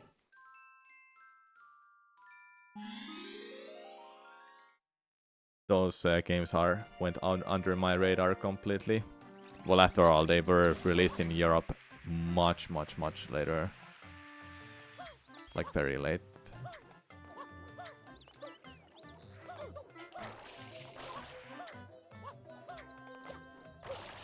Nice spin jump, Mario.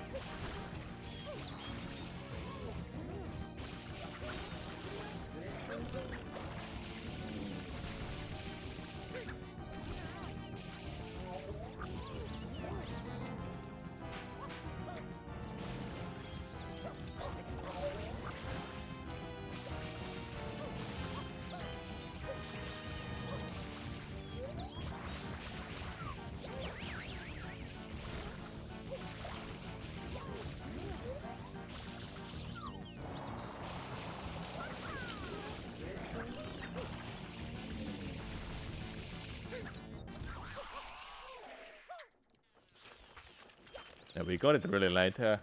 Lives waited. But not like super late at least. There are still games out there that have never been released outside of Japan. One of them I've actually played. Mother 3, for example.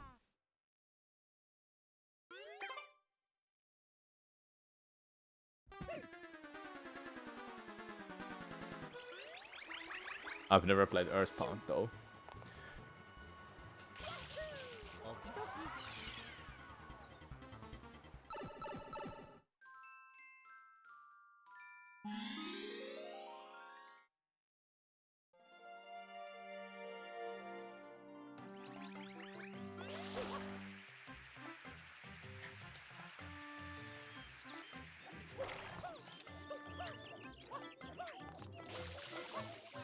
What's going on? Don't do the speedrun strats. Don't do speedrun strats too much, man. But I must.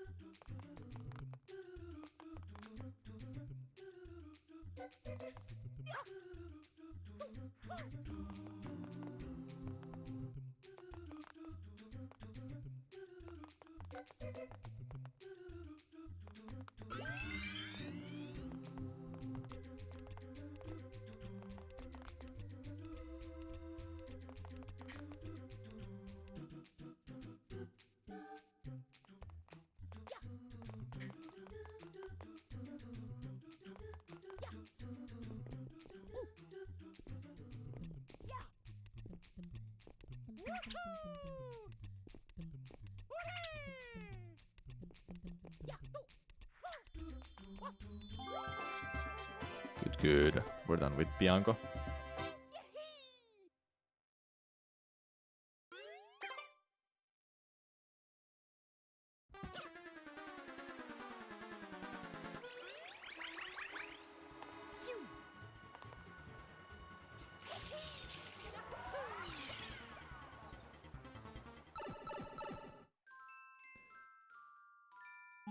For now, that is actually.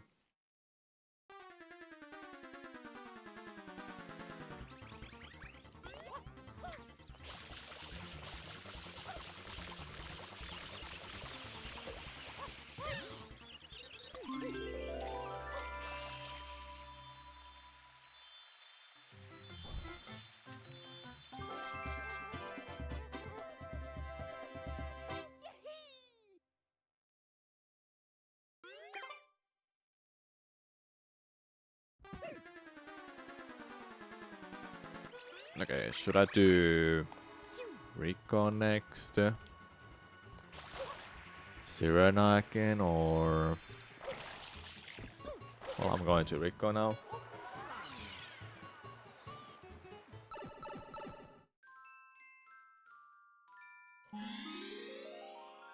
Any games you're looking forward to later this year?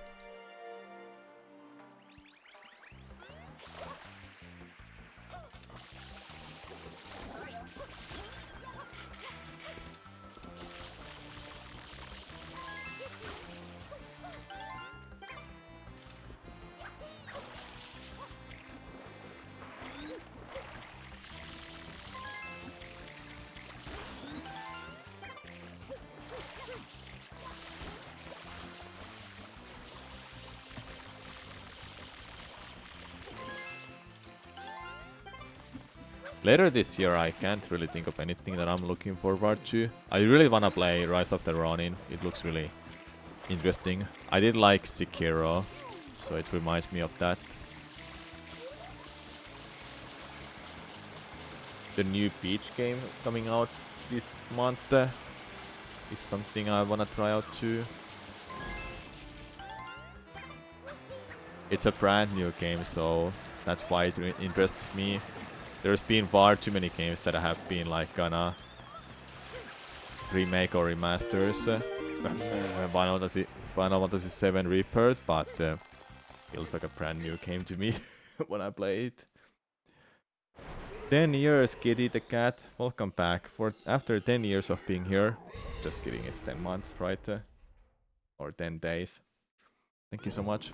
Welcome back. Oh! What is going on? Oh!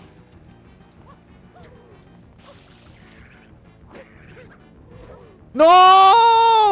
What?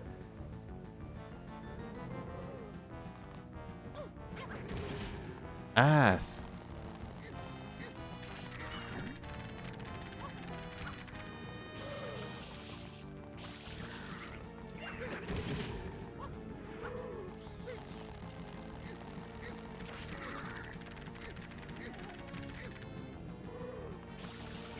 Dude, that's so stupid. How I took that hit. I knew they're that active, but I was hoping that they will land on ground. Like, it happened again. How I should do this part?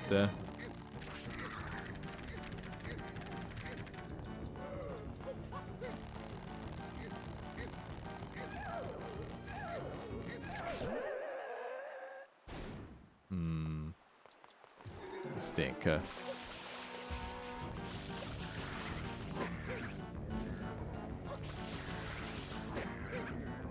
Like, it doesn't happen sometimes. But I really want to ground pound these all. Hello to Jim. How are the runs? Well, the run just died.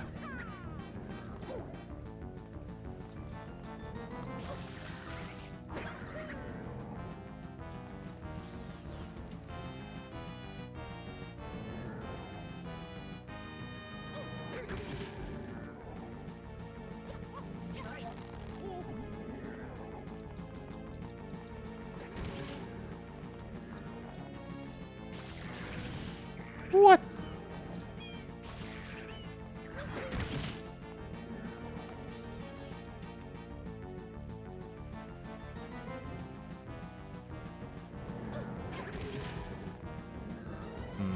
I don't know. Like that maybe.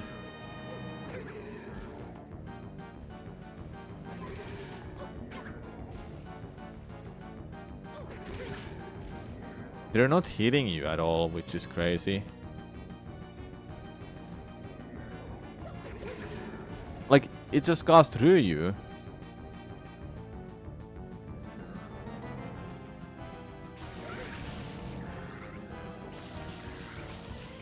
Okay, how about this? Hold up. Nah, it's the same thing too.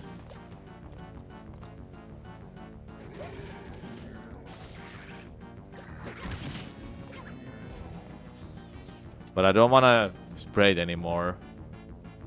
Now when it fails like that.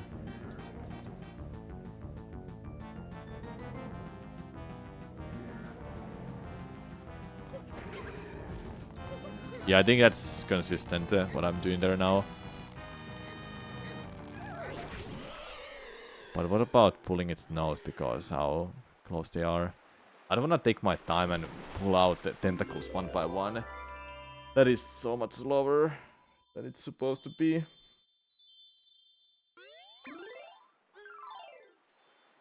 Well, it's time to take a break. We'll watch a YouTube video or two. And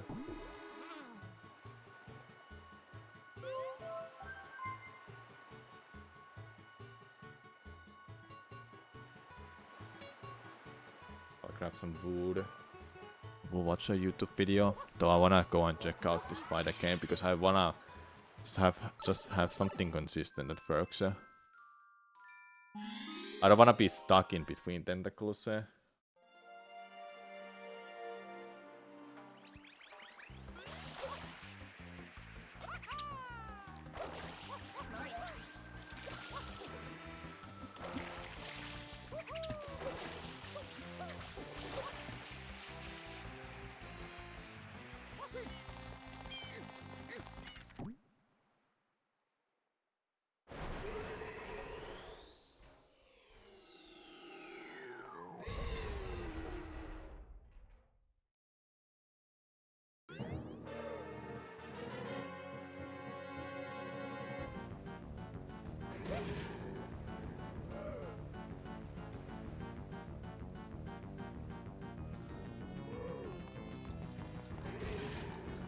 Okay.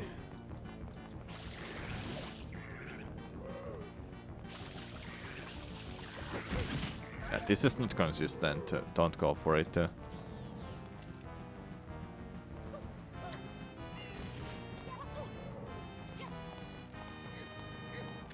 I mean, this is fine, what I'm doing, but still. What about...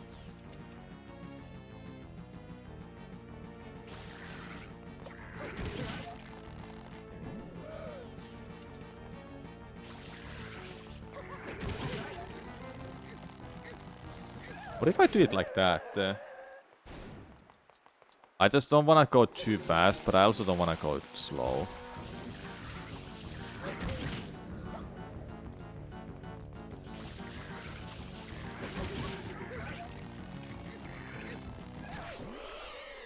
Okay, that worked. Thank you, Ahmia, for gifting a sub to my channel.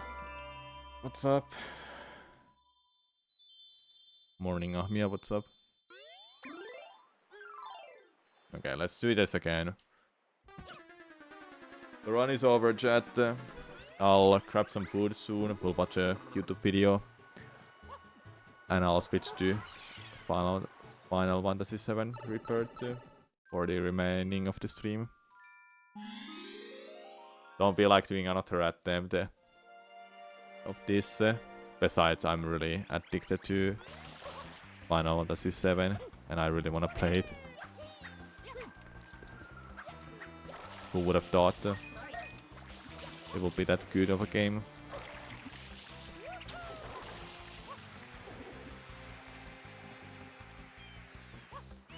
Alright, I see. I've been doing well. Hopefully you've been doing well too. Okay. Yeah, I can do it a speedrun strat for that, I can. Like that. Like this works.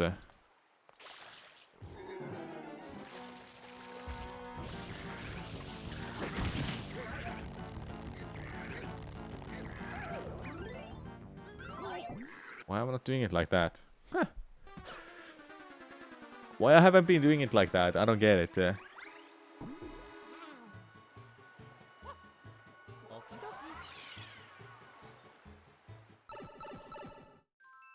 Well, part of me is my fault because I don't remember some strats from speedrunning.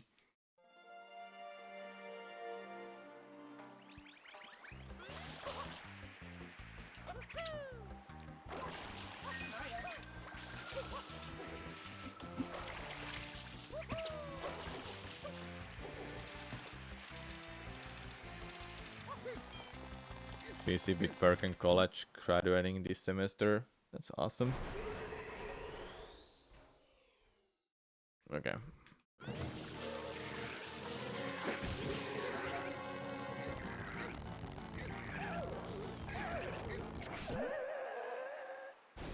What if I go right next to it though?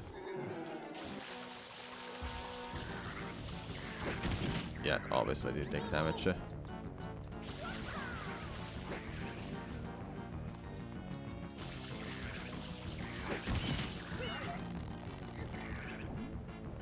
I can make it consistent by doing something like this.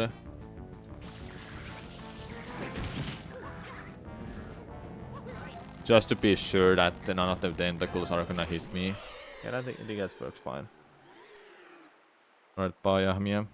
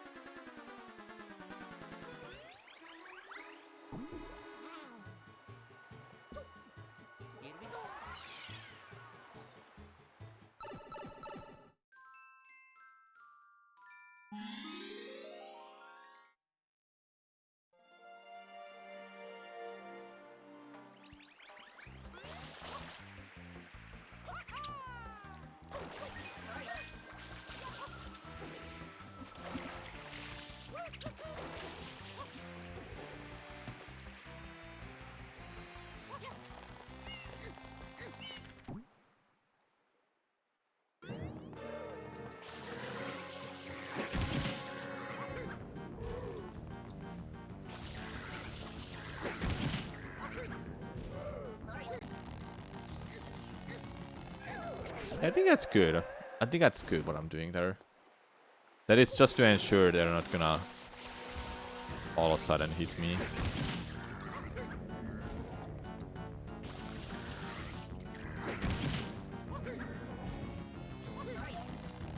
And I have a full control of where do I go with the nose. Okay, I think that's fine.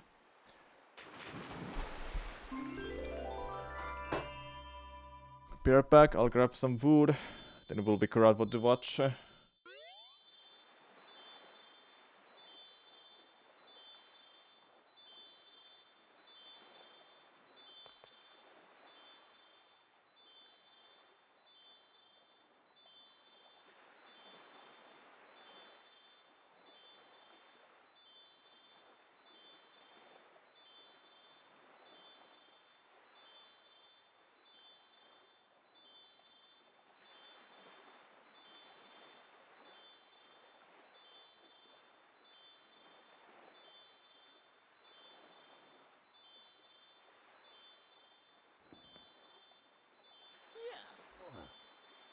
Phew.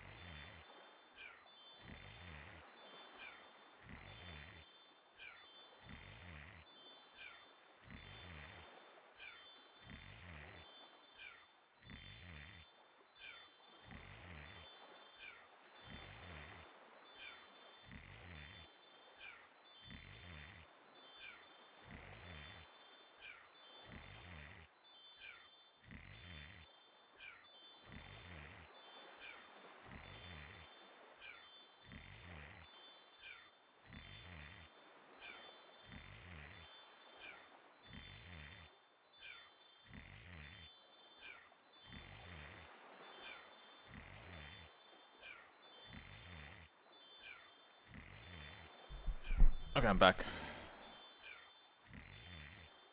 So the plan is to take a break, like it says on the screen.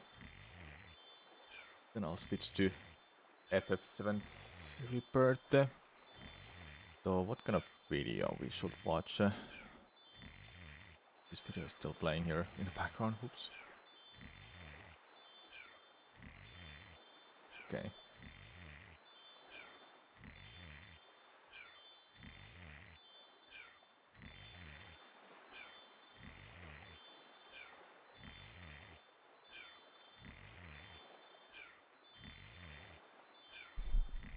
Let's see if I find something from him.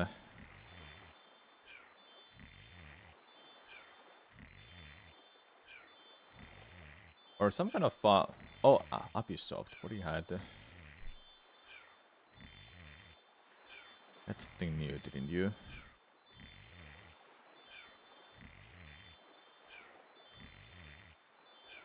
Why are the Mario Kart 64 computers so fast?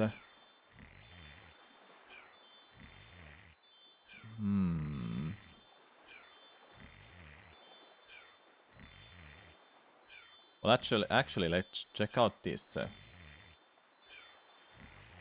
How speedrunners broke Pokemon Fire Red with Mr. Mime and Farfetch'd.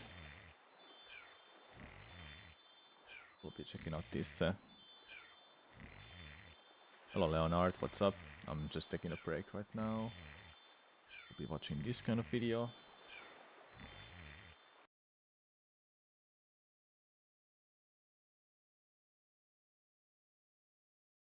Speedrunners have found a glitch in Pokemon Fire Red that uses Mr. Mime and Farfetch'd to corrupt the game's code, which then lets them perform a credits warp. It's the first major glitch to be found in Fire Red in 17 years, and lets them skip 6 gyms and the Elite Four. And today, we'll be going over the setup and breaking down how it works. So grab a I heard compost about bin this, and and I strap have no in idea how for it's the done. wildest Pokemon speedrun ever performed. It takes some time to set up the credits long is the warp, break? so the run begins with I'm the watching most this important video, choice then in we'll any game, play the FS7 starting Report. Pokemon. Instead of making the objectively correct decision and picking Charmander, a Squirtle is selected, as Water-type starters in Generation 3 have a key ability, Torrent. Torrent increases the power of Water-type moves by 50% when the user is at or below 1/3 HP. We'll see why this is important shortly, because we're not picking just any Squirtle. Squirtles come in all shapes and sizes, and the initial values of their starting stats will vary due to RNG, but we need our Squirtle to be good at 2 things, surviving and hitting hard.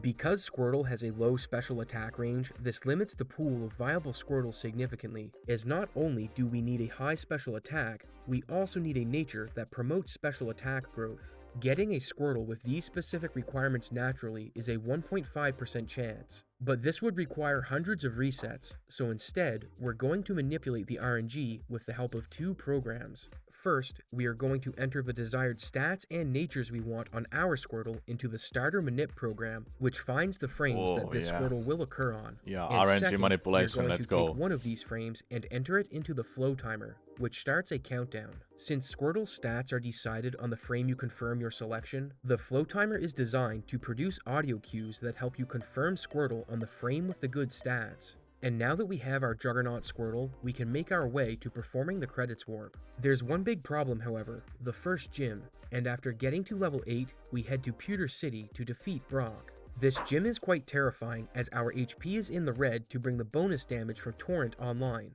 and the first trainer has one of the most dangerous Pokemon in the entire run, Sandshrew. Because of Torrent, we can knock the Sandshrew out in 2 hits, but it's not beating the Sandshrew that's a problem. It's what it does to us during the fight. It has 2 moves, Sand Attack and Scratch. If it chains Sand Attack, the fight can drag out, so the best thing it can do is open with Scratch, which lets us secure the fight in 2 or 3 turns, depending on if it missed. If it landed a Scratch, we need to Potion because Brock's Onix has Rock Tomb, which kills us if we stay at low HP. This means that Torrent is no longer active, so we need to tank some damage from Onix to reactivate it, which will make the fights in Mount Moon a lot easier. The trainers in Mount Moon aren't very difficult, and we only beat certain ones as we don't need many levels to beat Misty. And once we leave, we catch a level 10 Ekans for reasons we'll discuss in just a bit. Misty needs to be beaten for progression reasons, but she also gives us a TM for Water Pulse, which is powerful enough on its own that we no longer need the bonus from Torrent. So we use it to steamroll through the rival fight and Nugget Bridge, then arrive at the first key part of the credits warp. this patch of grass. The grass itself isn't special, but the Abra that has a 15% chance of appearing in the grass is, as we're going to trade it for a Mr. Mime later in the game. The random number generator in Fire Red is complex enough that we can't perform a manipulation to force an Abra encounter on the fly, so we do the next best thing and use the repel trick to increase our odds. Using a repel doesn't stop wild Pokemon from appearing entirely. In Gen 3, it only stops encounters with Pokemon say that that have a they're lower gonna level than the lead Pokemon trade from for appearing. Mr. Mime. Since the What Ekans we about caught Garbage? is level 10, Where did you this get means that? that 6 of the possible 9 Pokemon that can appear in this grass are removed from the pool. This does remove the level 9 Abra from the pool, but we've now went from a 15% chance of seeing an Abra to a 21.5% chance, and it has the added bonus of being at least level 11, as the level of our Mr. Mime will match the level of the Abra we trade for it. After bulldozing a Alright, single boss. trainer in Route 6, we're now at Vermilion City, and the first thing we're going to do is go and trade our newly acquired Abra. But there is a problem. We need to go through the Diglett Cave, and there is a chance we encounter a Doug Trio. Due to their higher level, Repel won't work, and if the Doug Trio has the Arena Trap ability, which prohibits you from running, the encounter can be very time-consuming. And to make things worse, they have Dig, which is a multi-turn attack. But when you get through the cave, the hero of the run gets to shine. Since Mr. Mime is only level 11, we need to power level him to 33 so that he will learn Recycle, a crucial move for the Credits Warp. But before we explain that, we have some leveling to do. The SS Anne is a great place to get experience, and there's one fight in particular that's worth looking at, the Rival. Mr. Mime is a low level comparatively, so it doesn't fight every Pokemon, but there are 2 things that give it an edge in the fights it does take. Same type attack bonus with its Confusion attack, and the Substitute move, as it messes with the game's battle AI big time. Since Mr. Mime shares a type with the move Confusion, it gets a same type attack bonus, or Stab, which increases the move's damage by a 1.5 multiplier. So if a move would do 20 damage and the Pokemon using it has a Stab bonus, it now does 30. This wreaks havoc on the rival's Ivysaur since it's weak to Psychic type, but Substitute really pushes it over the top. The Pokemon using Substitute decreases its HP by 25% of its max and creates a doll with that amount of HP. The doll will tank damage for the user along with preventing status conditions, which is great for the Ivysaur fight. Since Ivysaur is level 20, it knows Sleep and Poison Powder, Leech Seed, and Vine Whip. 3 of these moves inflict status effects, which is perfect for us because the battle AI isn't coded to look at the doll's HP. It's actually still looking at Mr. Mime's HP, despite it not being the active Pokemon. Because of this, it doesn't see an easy kill with its only damaging move, Vine Whip, so it puts a higher priority on casting one of the 3 status effect moves, which the Substitute is immune to. This lets Mr. Mime land Confusion after Confusion for a safe battle, despite being at a lower level, which gets us off the SS Anne That's and crazy on to the how next part of the run. that just helps we us. still need to level Mr. Mime, Or but helps with Magical them, I Leaf mean. being picked up at level 22, there's nothing that gives us much of a problem, so we power level our way to Route 16, where the next key Pokemon of the route will be encountered, Here's Farfetch. Spearow. Spearow is required because we need to trade it for Farfetch'd, Yeah. and once it's caught, we head back to Vermilion City and trade it for our beloved leak-wielding duck. We need Farfetch'd to learn Knockoff, but since the Spearow we caught is 22, it will already know the move when we trade for it. We then feed Mr. Mime a few rare candies so it learns Recycle, and we now have everything we need for the Credits Warp. You're probably thinking, how are we going to do a Credits Warp with Recycle and Knockoff? And the answer is by breaking the game's held item system. To accomplish this, we're going to enter a doubles battle, but before we do, we're going to make sure that Mr. Mime is holding a Retro Mail and that another of our Pokemon is holding an Oranberry. We'll start the battle with Farfetch'd and the Pokemon holding the Oranberry, then make sure that the berry holder gets low enough to use it. Once this happens, we'll swap it out for Mr. Mime, and then the fun begins. Okay. We're going to have Farfetch'd use Knockoff on Mr. Mime, which gets rid of its held item for the battle. Then we're going to have Mr. Mime use Recycle, which should let it regain the Retro Mail it just dropped. Except it gets the Oranberry back instead, and this is where the magic happens. When a held item is used in a doubles battle, the game writes that item to the used held items array. If you don't know what an array is, it's just the name of a data structure used to store similar items in memory. so in this case, it's the used held items from the doubles battle. The used held items array has a bug, however. It only keeps track of the Pokemon on the field, so if you switch the Pokemon that use the Oranberry with a new Mon, the used held item doesn't get cleared from the array. So the game then thinks that the Oranberry we used earlier was used by Mr. Mime, who just entered the battle. When Farfetch'd uses Knockoff, this gets rid of Mr. Mime's Retro Mail, which should be temporary, but we then have Mr. Mime use Recycle, which lets the user regain a held item. The game currently thinks that Mr. Mime's used held item was the Oranberry, since that's what it sees in the array. So when we use Recycle, it overwrites the Retro Mail permanently with the Oranberry. This may not seem like a big deal on the face of it, but the Retro Mail exists in a spot in memory that touches the box storage system, and since we just wrote over it with an Oranberry, it has now become so broken that we can manipulate the code of the game itself by editing the names of storage boxes on the PC.